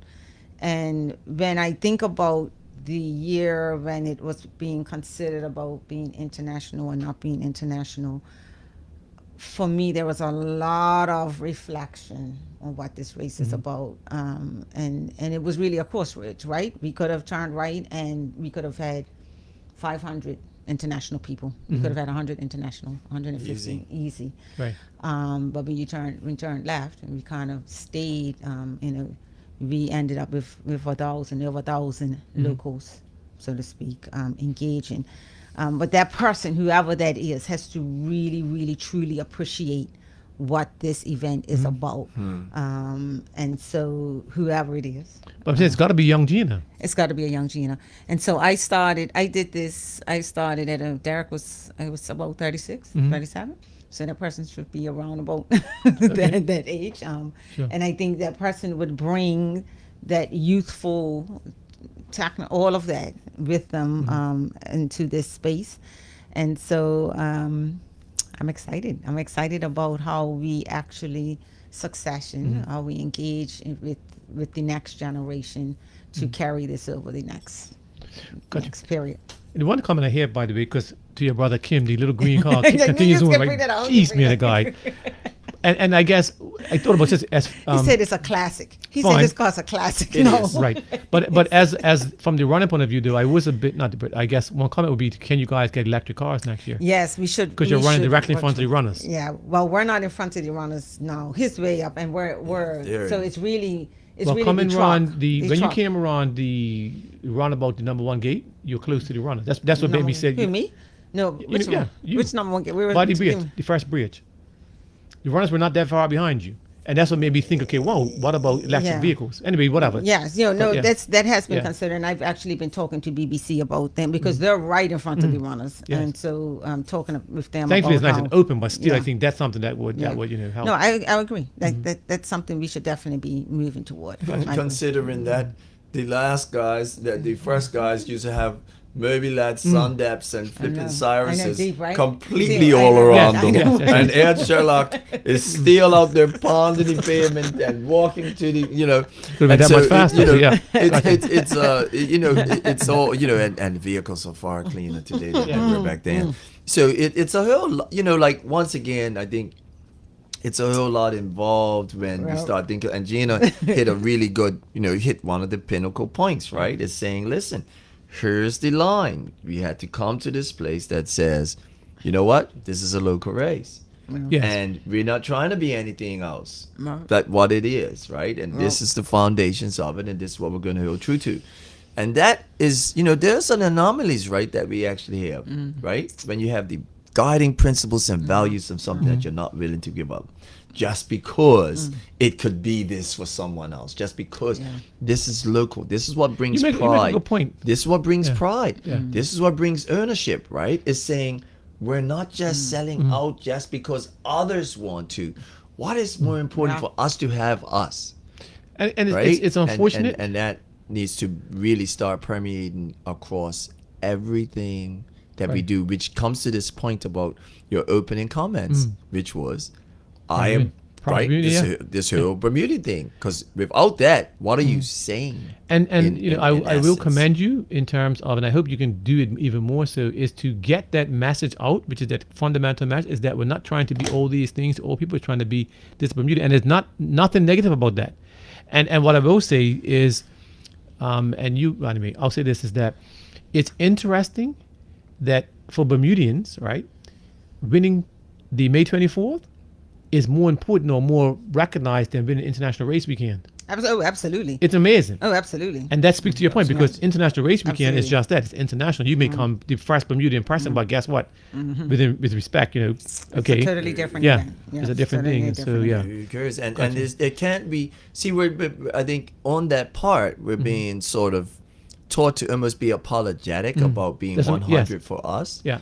As opposed to saying, listen, this is who we be. Yes. Come and join, celebrate it. It's not against anything else besides who we are authentically, right? Wow. And what we're willing to stand by. And I can tell you, I think I made that kind of speak, at Uptown, and everybody was around, and it was applauded to that degree, because the whole thing is about our culture. And people have been made to feel, because it seems like it has to be opposite someone else's culture. And we need to break that spell and just do us, so that we're not in this comparison thing that then becomes us versus them. And this, no, it's not about us versus them. It's about just embellishing who we are, maintaining it, improving on it, and be the best that we could be, and then let everybody else enjoy it. Again, I'll say it, I got to figure out how I can do this, by the way, because that is a very, very strong point in terms of, we're not trying to do all these things. And you said you could have turned right or turned left. Right would have been international, left would be local. But you also said that with what it is Bermudian, it's resident based, and you got more than 1,000 people to participate.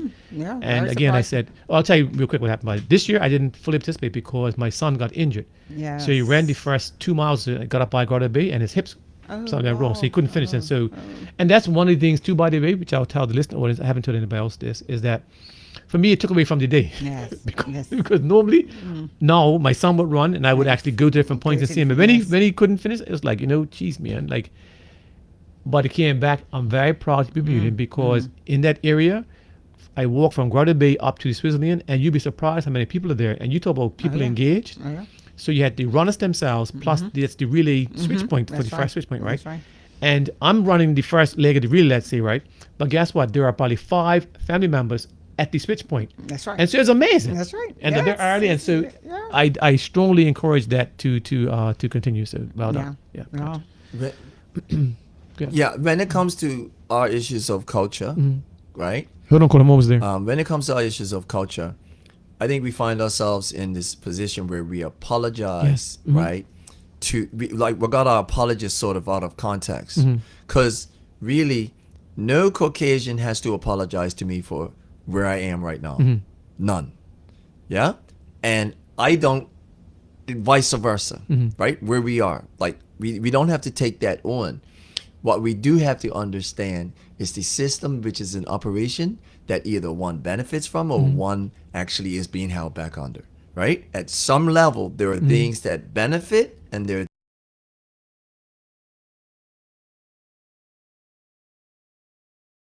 things. And those are the things that we need to focus on. Yeah. As opposed to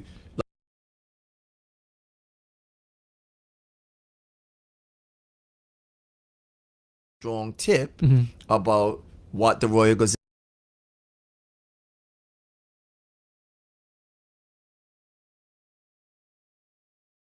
Bermuda has been systematically laid out, right? And here's cup match. How do you rein in cup match? How do you rein it in? Where's that line, right? That Gina has, they had a line. Where's that line for cup match? How do we reclaim ownership in the fullness? Gina knows that you can't be title sponsor like that because this is what's most important.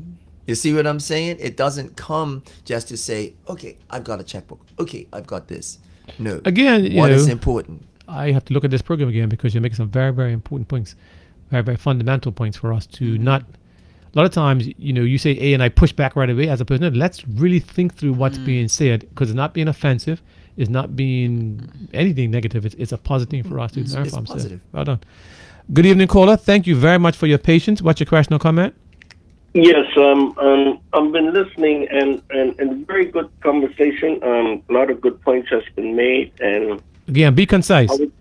Okay, I'm going to be concise. Just be patient. No, be concise. Go ahead. In the sense that if we are going to now look at government having a more of a share in payment, as has been suggested, into helping out in these situations that they are already doing.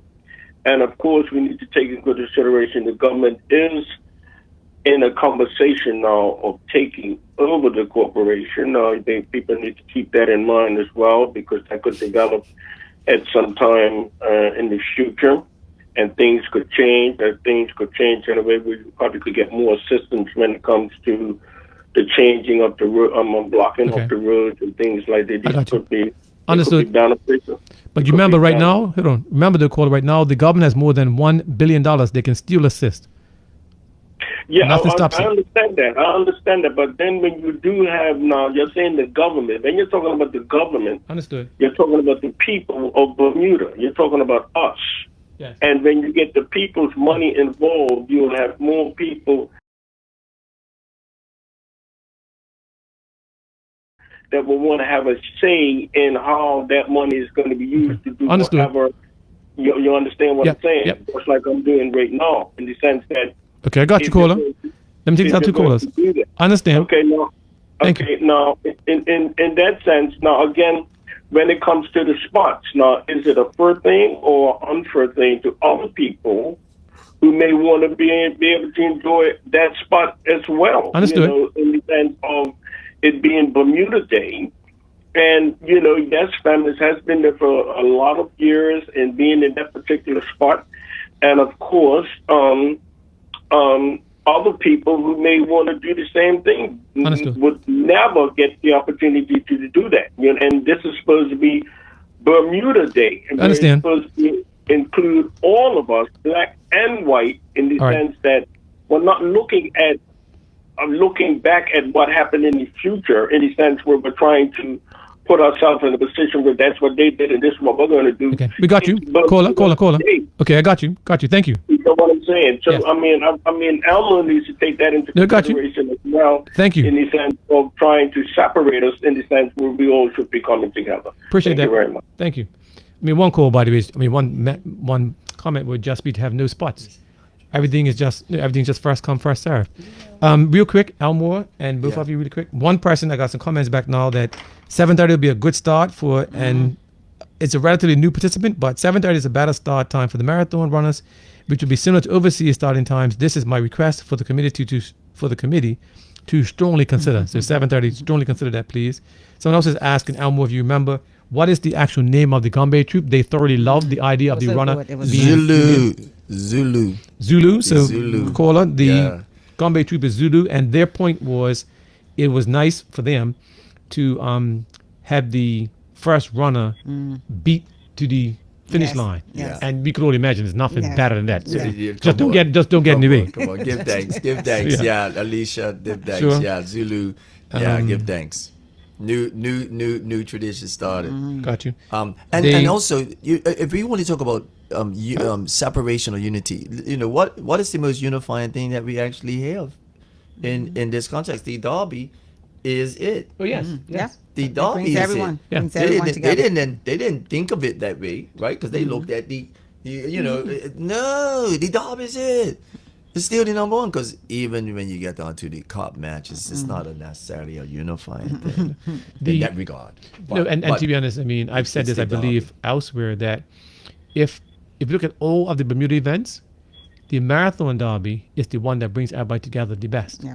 In terms of on the start line, is black, white, rich, poor, whoever, all over the place, and that many people. So cup match doesn't, and it's nobody's fault, but cup match does not have the same generic impact. But I can't think of anything else that but does. its roots, International race weekend. roots lies in it. Yeah. So, That's the thing, right? but I don't quite get this comment, so I won't read it. The other one is, and the comment I suppose is that the Corporation of Hamilton need to be more cooperative, but you did take time to give recognition to the fact that Yes, the corporation absolutely. does do things in They, kind. yeah. They have been again for us. This is a new have thing been. for us, and so Right. Yeah. we've been very appreciative Right. of the relationship, the communication, Yeah. the attempt. to It be doesn't supportive. come without its challenges, Yeah. but that's only because of legacy things. You get what I'm saying? Like, but if I had to, being fair, it's like we're able to accomplish what we did. So you have to say, hey, Yeah. Yeah. it's not so much credit; it's just that we're able to work together, Sure. right, and make sure that this happens. So, Am I correct? This is the second year, right? This is the second year there. Yeah, Gotcha. Let's take this call. yeah. We're getting close to match. Oh, good evening, caller. Thank you for your patience. What's your question or comment? Good evening, everybody. Good evening. Peace. Hey, cool, you all. I'm gonna go like this, sir. I am saying thank you and congrats to Bermuda Yes. for showing the interest in wanting the races continue. Each race, that means the running, the Junior Classic, Yes. and thank you to Mr. Smith for being a part of it. It's passed on now. The cycle races, Yes. I forgot about that. all I'm sorry. who helped that cycle races to be on, Yes. and everybody who helped the parade to happen. Yes. And I know they probably have to do a little bit of work in conjunction with the big event, meaning the running event. Yes. So I think it's like a team thing. Absolutely.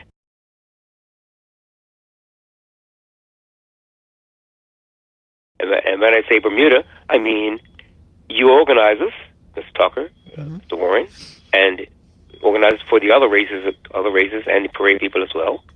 The governing sport bodies, bias sport is around anyway. Yes. As I said, the athletes, they're all a part of it. Hey, the sponsors Yes. Absolutely. and spectators. I'm one of those these days. Volunteers. I run my mouth. I run my mouth, and I run my eyes Understood. more than I run my feet. No problem. All right. And the police, St. John's, hospital. All right, you got and a if long I left list. anybody else out, I'm sorry. No worries. The reporters, the media as well. TNA. The media also. I'm saying thank you to all, and I hope everybody enjoy the day, and it gives inspiration for the next time coming around. Thank you, caller. So thank you, Ms. Tucker, and everyone else out there. Thank you. Yeah. Yep, I don't know if I feel like getting up any early in the morning for 7:30 start. No worries. Anyway, thank you, caller. Okay. Thank you very much. Okay, bye. I must admit my bias. I didn't talk about the cycle race. I like that also, by the way. Yes. But I haven't given full credit. So to the Sinclair Packwood Memorial Race, there was even comments about that as to whether that should be changed in name and all this kind of things. But it is what it is. So it is what it is. Yeah. Good evening, caller. Thank you for your patience. What's your question or comment? Yes, good evening. Good evening. Real concise. Precisely. As far as the commentators, right? The vehicles that they in this year, I noticed, especially one that Mike Watson was in, there was a lot of background noise. Okay. I don't know if it was a generator, but you could barely hear him. No worries. I think that is something that we should invest in. She took a note. Government. She took a note. No problem. Government could invest in it, right? To bring in some electric vehicles or hybrid or whatever. They're here. They're going to electric over not here. only use it for 24 minutes, it's for other events too. Okay, got you, caller. Thank you. If we can get that, okay, thanks. No worries. So somebody gets Kim a green car next year. Whatever make doesn't matter. Just get a green. Good evening, caller. Welcome to Insight. You're getting close to the end. What's your question or comment? Yes, good evening, Anthony. This one is just for you. I noticed last year and this year, you highlighted Kim's green car. Yes, sir. and I know Kim, by the way. Go ahead. Yeah, I weren't here this year for the marathon, but Kim and I were good friends. We used to study Macbeth together. And You said Macbeth? Yeah, Wow. I'm giving you the history. Sure. I'll talk to him before the week's out. Yes. If he takes it out next year, he will have a top electric vehicle at his disposal if he chooses to accept for no charge. Oh, that's awesome. Oh, we accept on his behalf. Just paint it. This is just to make you smile. Just paint it green. Trust me. If he has a different green car. Wow. It will not be green. But it's the top of the line in its field, and he would have that at his disposal if he chooses. That's awesome. Well, what we'll do is, if you make the car available, he'll have a green stripe on or something, a green whatever. You wrap it in green. Well done. Right, thank you. Oh, that would be awesome. Thank you. There you go. Okay. Just let him know. You talk about moving forward in technology wise. Listen. That would be awesome. That'd be brilliant. That would make me smile for sure. So yeah, the old caller just now gave a huge list of people that should be congratulated, Yes, and I agree. absolutely. Everybody.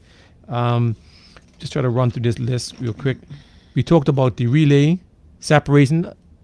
Right now, do they have separate color bibs, right? Yes, they do. Yeah. The bib is different, but I do appreciate I appreciate it. It's Have a little messy. A different shoot. Yeah, it's a little messy because they all are coming in at the same time. We Right. start them 10 minutes later, but at the finish line, they all start mixing, and it's really hard to see who are individuals and who are relay. So it gets a little. I couldn't appreciate the Understood.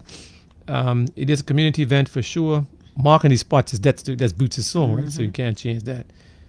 Green thing, restoration. Okay. I mean, I think we've covered almost those things. The stage. Oh, I forgot to specifically mention for Sean Trott and to Gail Lindsay. Again, my bias around the runners. Absolutely. And as part of your promotion, I did see Kevin Smith was one of the comments in the video clip. Yes. And he talked about the fact that he committed, I think it was since age 9, to be a good runner to the point whereby when we mentioned Bermuda Day, he will be associated with that. Absolutely. And he has now won the most 9 races. Absolutely. And my challenge to anyone else now would be to see who is there that will actually try to challenge that. Yep. From a young age. Yep. Can they get to 10? That's right. You know, I mean, it takes a lot of commitment. I think that will stand a very. It may be impossible to be honest, because now it's so much, very long time. so much more competition. You think he will? I don't. Yeah. See Smolik that. might have gotten there, but I'm not sure. I that don't was him. see that change. So- I don't see that happening. I think Chris in that way is anytime close. soon. Chris Right. is probably Chris at is the 8. closest. But person. he hasn't been It'll running. take really. an international. Yeah. I believe it will take an international person Gotcha. to have that fortitude and Hold on, Connor. want to do that. But and even wanna beyond do it. that, though, right? I can't see a local doing. But even that is going to be a matter of, because you can control you, but you can't control who else is there. And now there's so many people running that you have to be consistent. You 10 just years gotta be to run. consistent. Yeah. It's not easy. It's not easy. Yeah. It's not easy. So, well. Yeah, I wanna that's going to say- stand quite a while. Let me Nothing's just say, impossible. I Sure. want to say a couple of thank yous. First, I want to One say, second, just one last call. Yes, okay. Sorry, we're going to give you the. Oh my goodness, problem. the line has lit up again. No problem. Caller, thank you for your patience. What's your question? Be concise, though, please. I will try my best. Good evening to everyone. Good evening, Dr. Sure. And Dr. Warren, I guess. Yes. No. Yeah, Honorary. Rebel. Yeah, we enjoyed the show. Just sitting around the living room listening to the show. Thank you. Great show again, Anthony. Thank you. Maybe we should have a pink jacket as a prize presentation as well for the first runner, female runner, first male runner, something like that. That's our suggestion. A lot more. We can give a lot more, but I know you're short on time. No. Go ahead. If you that's a brilliant. That's very concise. Pink jacket. That's Trevor. Go ahead.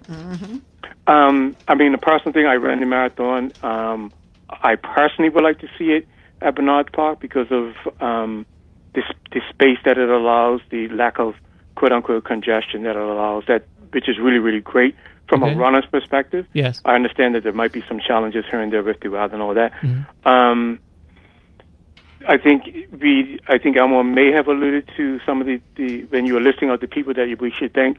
I would personally like to thank the crowd, the volunteers. Absolutely. The crowd this year was amazing.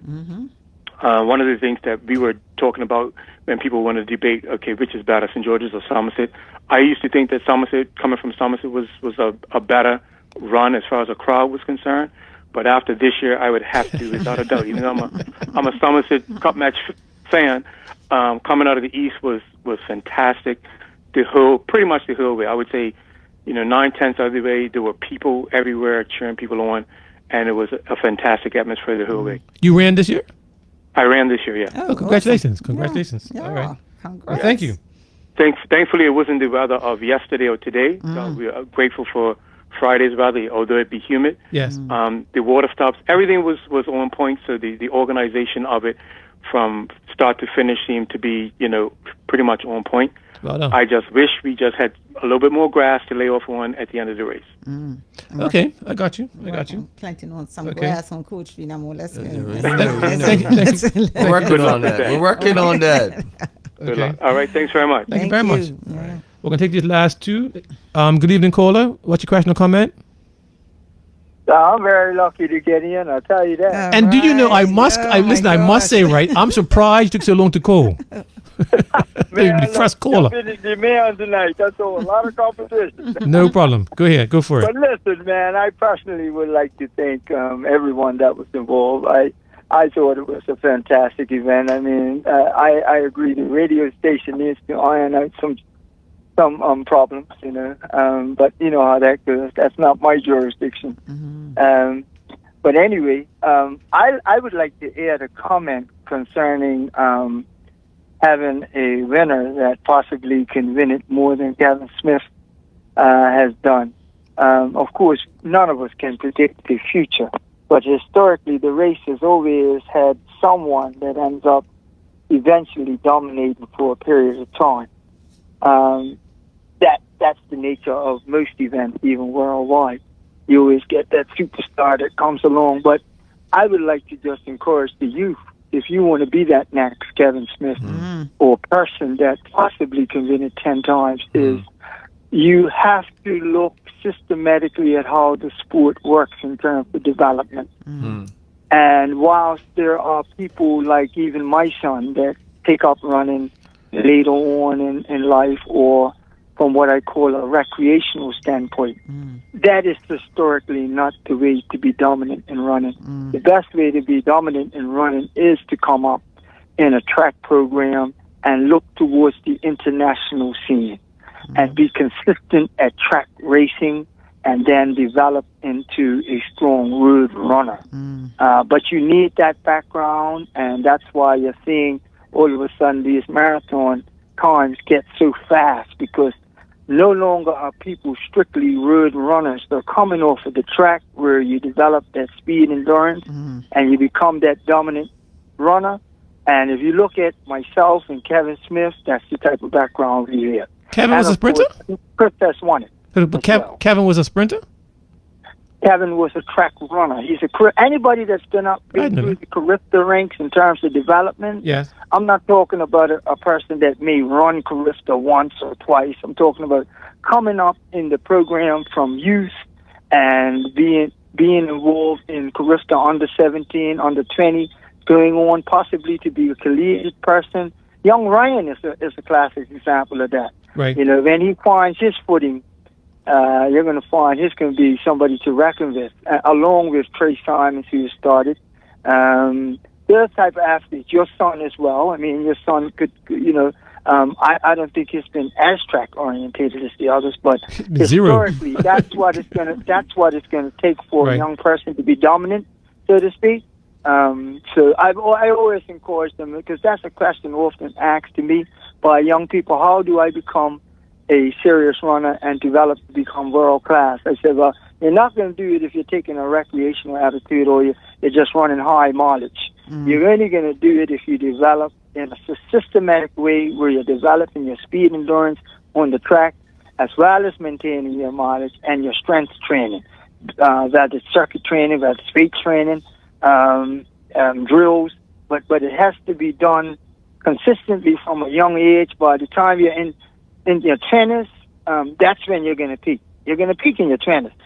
Really, does an athlete peak in their 30s? There are some that hang around to their 30s. Right. So you have to start young, and you have to start in a right way. And of course, it's becoming common knowledge now. If you if you're being coached by, especially a World Athletics certified coach like I am. As a matter of fact, I'm level 3. I'm the highest you could be for distance coaching. So that's the advice I would give, and I'm offering that advice because I heard the discussion based on how do we see another person like Kevin Smith. And Warren is right. It's a tall order. Yes. It's a tall order, because years go by, and you may find an athlete today will win it for 3 years, 4 years, 5 years. It's tough. And Chris, you got to remember, he comes from a population of 300,000. Yes, very nice. If he was a born Bermudian, his with the odds of just 60,000, his task would be a whole lot tougher. You know what I mean? Understood. Like I said, to see a Kevin come along, I mean, I managed to win it 4 times. Who knows if it would have came from St. George's, my territory, but still, it still would be a tall order. Okay, got you. I mean? Yeah. So anyway, we are looking forward to the to your track development or your future development team. How about that? The Mike Watson future Kings. Well, I'm giving advice to those who want to know what is a part of the secret. Sure, no problem. Yeah. Thanks again. Appreciate you. We'll see you later, you guys. Alrighty. Enjoy it. Thanks, Mike. Excellent. Thanks, Mike. That's too quick. Caller, we are past the magical. Oh, but go ahead. What's your quick comment? Hello? Hello, you're on the air. Oh, yes. I just want to let you know that I'm watching you on YouTube. Yes. You can inform your listeners that you are available on YouTube. Thanks a lot. Oh, on YouTube?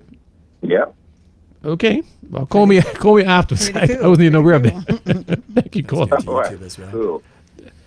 So thank you for that. And that's the calls. Okay. So message that came in is got about the pink jacket, more space. And my thing is not so much move to Bernard Park, but how can we address these questions or concerns? Absolutely. Can we make it less congested on Court Street? Yes. Can we find not so much grass, but some layoff area? Some people do whatever, may or may not happen, I think. Not to do with you, but to listening audience would be, can there be a less time between the derby and the parade? Not you, but I mean, because there were some concerns that the parade takes so long. Can we get that better? It's not to do with you guys, but still, that's a comment. Can you at the end have some confetti to make it even more exciting when the first person comes through or something? Awesome. Throw that from Spray up. Jamaican like in from Spinning. But guess what? You got clean up. You got clean up, dude. Right. Got to clean it up. Who's paying for the day? They better confetti. But once, when you get to that level, it's going to be clean up. Yes, I'm saying that's more money. And that will all just add Hold on, to caller. it. We're getting there. Got you. That's a nice one. That's a fun. That's a fun. That's a fun. And then the other comment came in is it possible, which is not you, but again, to have the runners in the parade, the two, the male, female victors, have a car for them to be in the parade. That's obviously up to them because they may or may not want to do it. Well, Keith, you want to be taking that son race like that off? You just ran that race. Maybe you could. Some but people again, are fit enough. Some people are not. And it'd be you may have to adjust it. But what I would say offhand is that. But if we think about it, that the run itself is the greatest event that brings everybody together. If some of the runners were actually in the parade, that might actually enhance the parade piece also in terms of the additional people participating. So they ain't struggling. They ain't struggling for participants. Don't worry, Elmore says no. His face says no. No, it's only because they're struggling for participants. I mean, the parade's already finishing at 9:00 at night. You know, so, it's a lot. It's a lot. Yeah, it's a lot. Sure. And I will say that I'm having a bit of fun, so I'm gonna take this last call. I keep saying the last call, but caller, what's your question or comment? Welcome to Insight. I think we got to charge him now. The grass and all the ambience of confetti and all that's up at the National Stadium. Thank you, caller. Take the opportunity and do it. All right, cool. Thanks. So you see what's got. You can do that. Yes. But again, I mean, you can do it anywhere you want. And maybe now there is some other way whereby it might not be confetti, domestic confetti. It might be a shoot, like a spiral of flame that goes up or something. You know, you can find it. Yeah, it's all a process, right? Remember, we're building. Yes, we're building for better. We're building. Caller, you or the calling, you're calling. Caller, what's your question or comment? I just got a comment. Yeah. First of all, I want to say good evening to your guests. I know both of them. Sure. And as far as I'm concerned, they're icons in our communities. You know, a lot of us talk and whatever, and a lot of us don't do. Well, those two do. For sure. And Gina's my neighbor. She don't even know, but it's cool. The song, don't take my spot. Yes. I heard you mention about Bootsy. No, it's not Bootsy. There's another guy that's in our community Winston that Lamb. has had some. Daddy What's Yellow. that? Daddy Yellow. There you go. Okay. No problem. Vincent Lamb. There you go. Yeah. Just want to give him the and you know what I like to see? Because that song is so connected with that day that made the unofficial song. No problem. In fact, what I love to see is what his other name is, Daddy Yalla. Yes. Come through on one of the floats and singing that song and made rest time. I think that would top it all. There you go. No problem. Another thing it could happen is for us, you know, being that our holiday is right on the heels of the big celebration in the States. Yes. Let's invite some of our neighbors from over in the U.S. over. Come in and join us, and we'll save you a spot. Sure. And actually, you know what, caller? We'll save them a spot. That is one of the unspoken secrets, I guess, in that Bermuda has significantly benefited by having the day changed to be the Friday before the last Monday in May. Sure. We were awash with visitors this year that came in for the long holiday weekend. They're still here, and some are going to leave tomorrow. So that's one thing I see. Yeah. And that's about any real promotion, right? Correct. Yeah, that's been. Yeah, I don't think. Imagine what we would do for a little promotion. Yeah. Come to Bermuda. Yeah. The jewel in the sea. They do it. And we'll save you a spot. Trust me. Yeah. There you go. Listen, they're coming to Bermuda. So yeah. For Thank you, caller. ping pong. Appreciate that. And, they're actually traveling for that. It's crazy. Good evening, caller. Welcome to Insight. What's your question or comment? Yeah, good evening. This will be a long question. Sorry, a short question, probably a long answer. If your two guests had a sponsor of $50,000 to $100,000 each year for the next 10 to 15 years, what would they do with that sponsorship money in order to improve the event? That's my question. That's $1 million. Okay, thank you, caller. Well, you know. You'll have grass. We'll have road covering.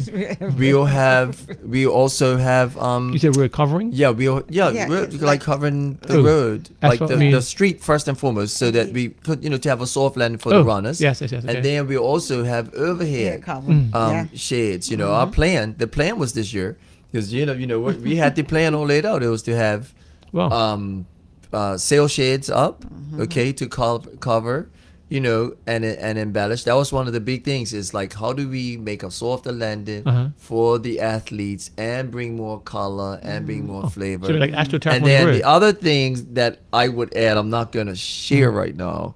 That because we got them in tow. Like we have things that we would do with that money. You could bet. And we're gonna accomplish it one way or the other. As long as Gina and the group continue to say we're back, like, and we know that they're back, like, we're on it. That's it. And you're gonna see there's changes, Cola. So thank you for that. Because believe it or not, my budget this year was over $100,000. And we didn't come close to that, so we just had to scale back. You wanted to get that budget, didn't Yeah, you? we wanted that budget. Oh no, that budget was spent, bro. Oh wow, okay. Yeah, it was spent, but it was well spent. Okay. You know what I mean? It's well spent. Okay. Yeah. All right. So again, give you a chance to. We are going to stop the calls now. Give you a chance to wrap up. Anything you want to say? Listen, I have to thank so many, and of course all of the sponsors, BEDC, much love and respect for really stepping up and stepping in and really taking front stage, I want to say, in being lead sponsor. We couldn't do this without Boris Lightman. Everybody talked about the water, and they were very gracious in the splurging of the water, Dunkless and Gatorade, and the Gatorade again. Very, very, very critical in making sure this race was, the infrastructure was there. Skyport always comes through when we come from the east, and so they're always a reliable sponsor. Yes, when we come out of the east, they provide a really, really good sponsorship to support that bronze level. That's Mr. Adley. Also his son runs. Yes, Jade ran. I want to thank SAS, Quentin Francis, who managed the security, the fencing. I mean, just phenomenal. I felt so much better about the security of the space, of the finish, because of Quentin, and he kept reassuring me everything was good, and he was on it. Mr. De Silva from BTS Timings, of course, the Mr. Mabry, who does all the tenting live. Natural Mystic Hub. Arlena stepped in. We usually have a little stand at the finish line, and they pulled out. That was Team Hope, who this year just couldn't work it out. But she stepped in, and phenomenal. All of the fruits and the watermelon. And she drove the van coming across. All of that. Yep, she did really good. So much appreciation to her for that. Ms. Freddie Evans, Dr. Evans, and being a support. And all of the sponsors, all of our friends. And so good to have Streakers. Streaker was in there this year. So many that supported this event. I do want to send a special thank you to MSA, who very graciously, MSA School, who graciously permitted us to use their gym for the number pickup when we could not, when it wasn't working out at the Botanical Gardens, at the Jack King building. So they really stepped in. Nice. Cannot forget the committee who has just been, the remarkable dream team that they are. And always has been, and it wouldn't be right if I say thank you to my love. Jack Curtis getting volunteer. Right, I gotta say thank you to my boo. You know what I'm saying? Because he can't. But how can he say no? Yeah, but he's always like right there, just kind of when I'm in the meetings and then finish the meetings, dinner is ready. You know what I mean? And so it's just this support. Shout out. That I just couldn't do it without it. Right? That's my man. Right? And so. Wow. Much thanks and love to him for his continued support around this event. He might be feeling a little tired too. Okay. But and then again to the committee, Kiana Way within Tennessee, and everyone, Renee, Liz, Camda, Kiana, Natalie, of course, who runs the race and then organizes it too, and gets all dressed up and to do it all. Roger, who manages his mobile marshals are so good. The police said, well, we don't need to put too many police on the way because Roger's mobile marshals are awesome. So much love again to our volunteers, to the spectators, and of course to the participants. my heart was full. My heart was full this weekend. I really, really felt like it was a really good day, and I enjoyed the parade. Wow. Yeah. How did you choose the car? Your car? My car? For that you drive in the race? Yeah, no, and Andre offered. He told me one day. He says, you could use my car. Andre offered, and JR is always very, very supportive, and so they've just been our regulars. Gotcha. For the last few years now. Gotcha. Yeah. Just get electric next year and you're good to go. Yeah. Anyway. I have to tell them go rent an electric. No, whatever. It could happen. Mr. Elmore. I mean, on the sponsors from BEDC, same thing. They really lead. In hopefully we could figure out how to start consolidating some things on the day. That's what we want to work on, continue, so we can make things more streamlined in terms of how we access and what we're doing, to bring some efficiency, and practicality to locking streets and things like that. So yeah, City Hall once again, right? It came through, and then the Department of Tourism, Culture and Sport. Yes. This was the first for them. Sorry, this was the first. Okay. Yeah. And then we had people like, once again, the places Jamaican Grill, who Champs and Bulldogs, who basically are resource sponsors and financial sponsors to just picking up slack, right? Okay. Also, co-producing with me this year. Once again, she was there last year as well, but she's taking a even deeper role this year as I sort of pull back a bit, just like Gina, and which is Alicia Virgil, Bermuda Promotional Products. She is just a complete dynamo, right?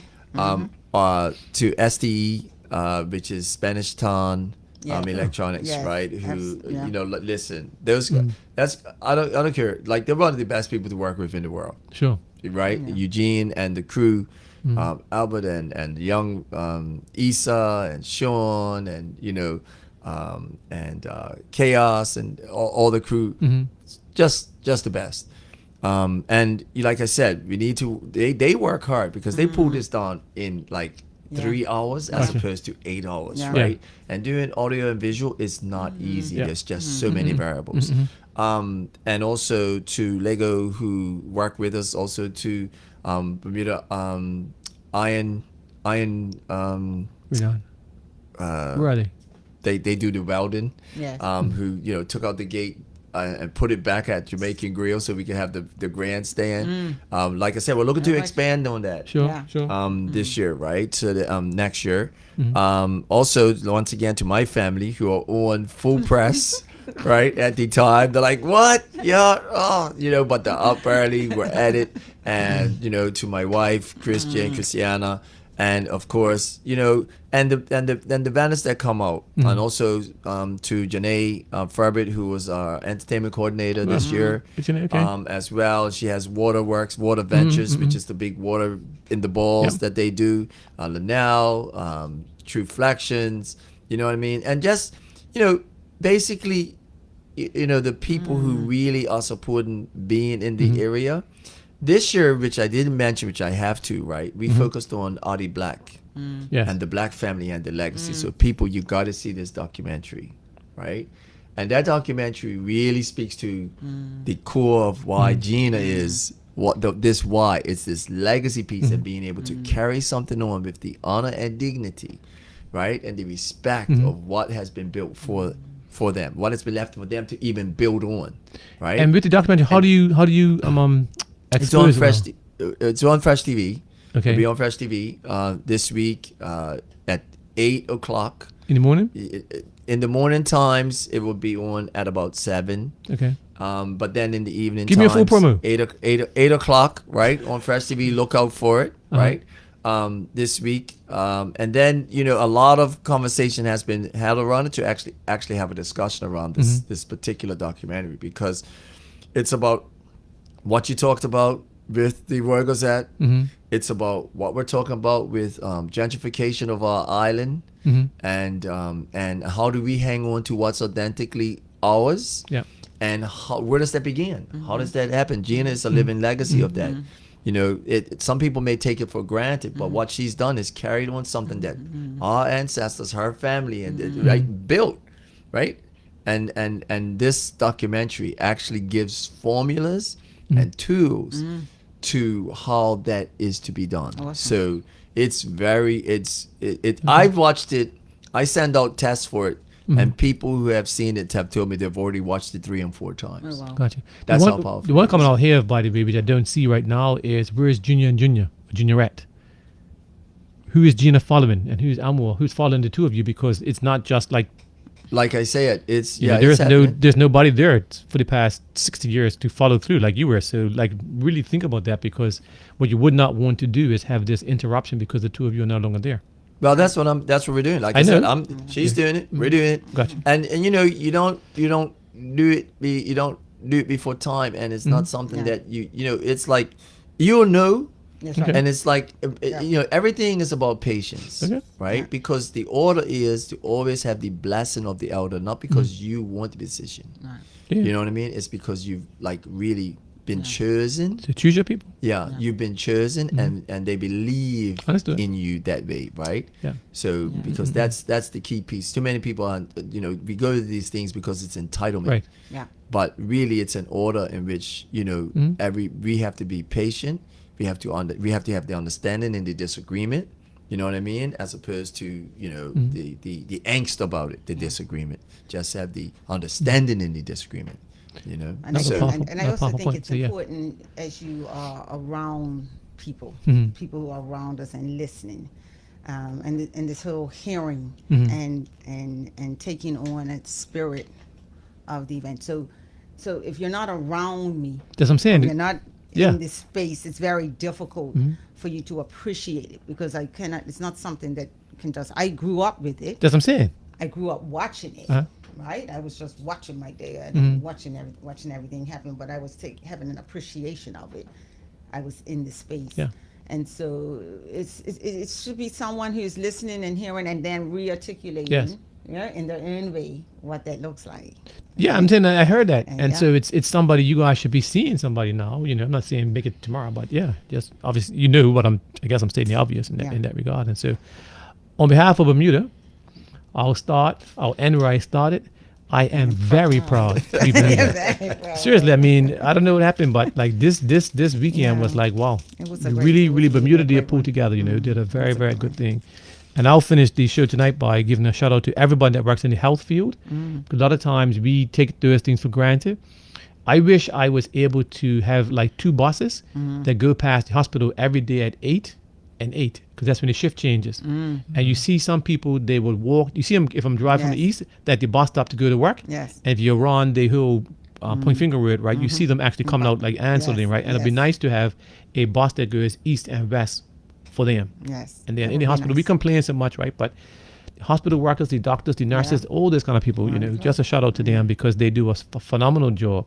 And I don't think that we collectively appreciate what they do. Yeah. Much love for Craig, but who hosts St. John's Ambulance for us. Yeah, I mean, they're just phenomenal. Absolutely amazing. So. Yeah. And Bermuda, thanks again for joining us here on Magic 102.7 on your Sunday evening. We'll be back next week. I'm toying with what the subject matter is going to be. Elmore's Kingpin. I knew you forget somebody. Kingpin. Elmore didn't forget you, Kingpin. I didn't forget you, Kingpin. Oh, and Angela, now that I'll spread up energy now. Come on, who else? Yeah, Snoop. Kingpin, Snoop. Yeah, Queen. Angela, Queen. Who else? All the shout outs. Rylan. Who else? Oh my gosh, they forgot some people. Don't worry. But Dr. Tucker's excuse that she's hitting the 6th floor with me. I am my player's already on there. So yeah. But Gary at Soul Food. Gary at Soul Food. Soul Food. Smelling so good, man. Gary Soul Food. Well, the guys from Rainbow were just smoking out. They smoke out. They smoke it out. We have an actual Jerk Fest coming up. Oh, nice. We have a Jerk Fest coming up on June 22nd. So look out for that. Where's it going to be? On Court Street? It's going to be on Court Street. Okay. Yeah, that's with the Court Street Market.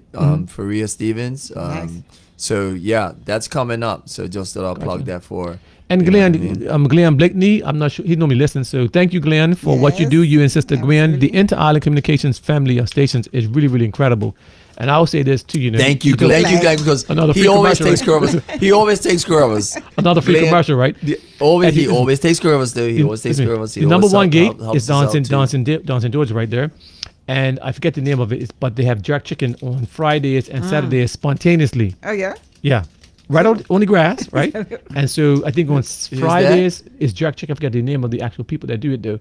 But on Fridays it's in the evening time. Saturdays from afternoon to evening. Just drive down on a Friday evening, run about say 6 or so, and get some wonderful jerk chicken. Yeah. That's on Kinleyfield Road. Yeah.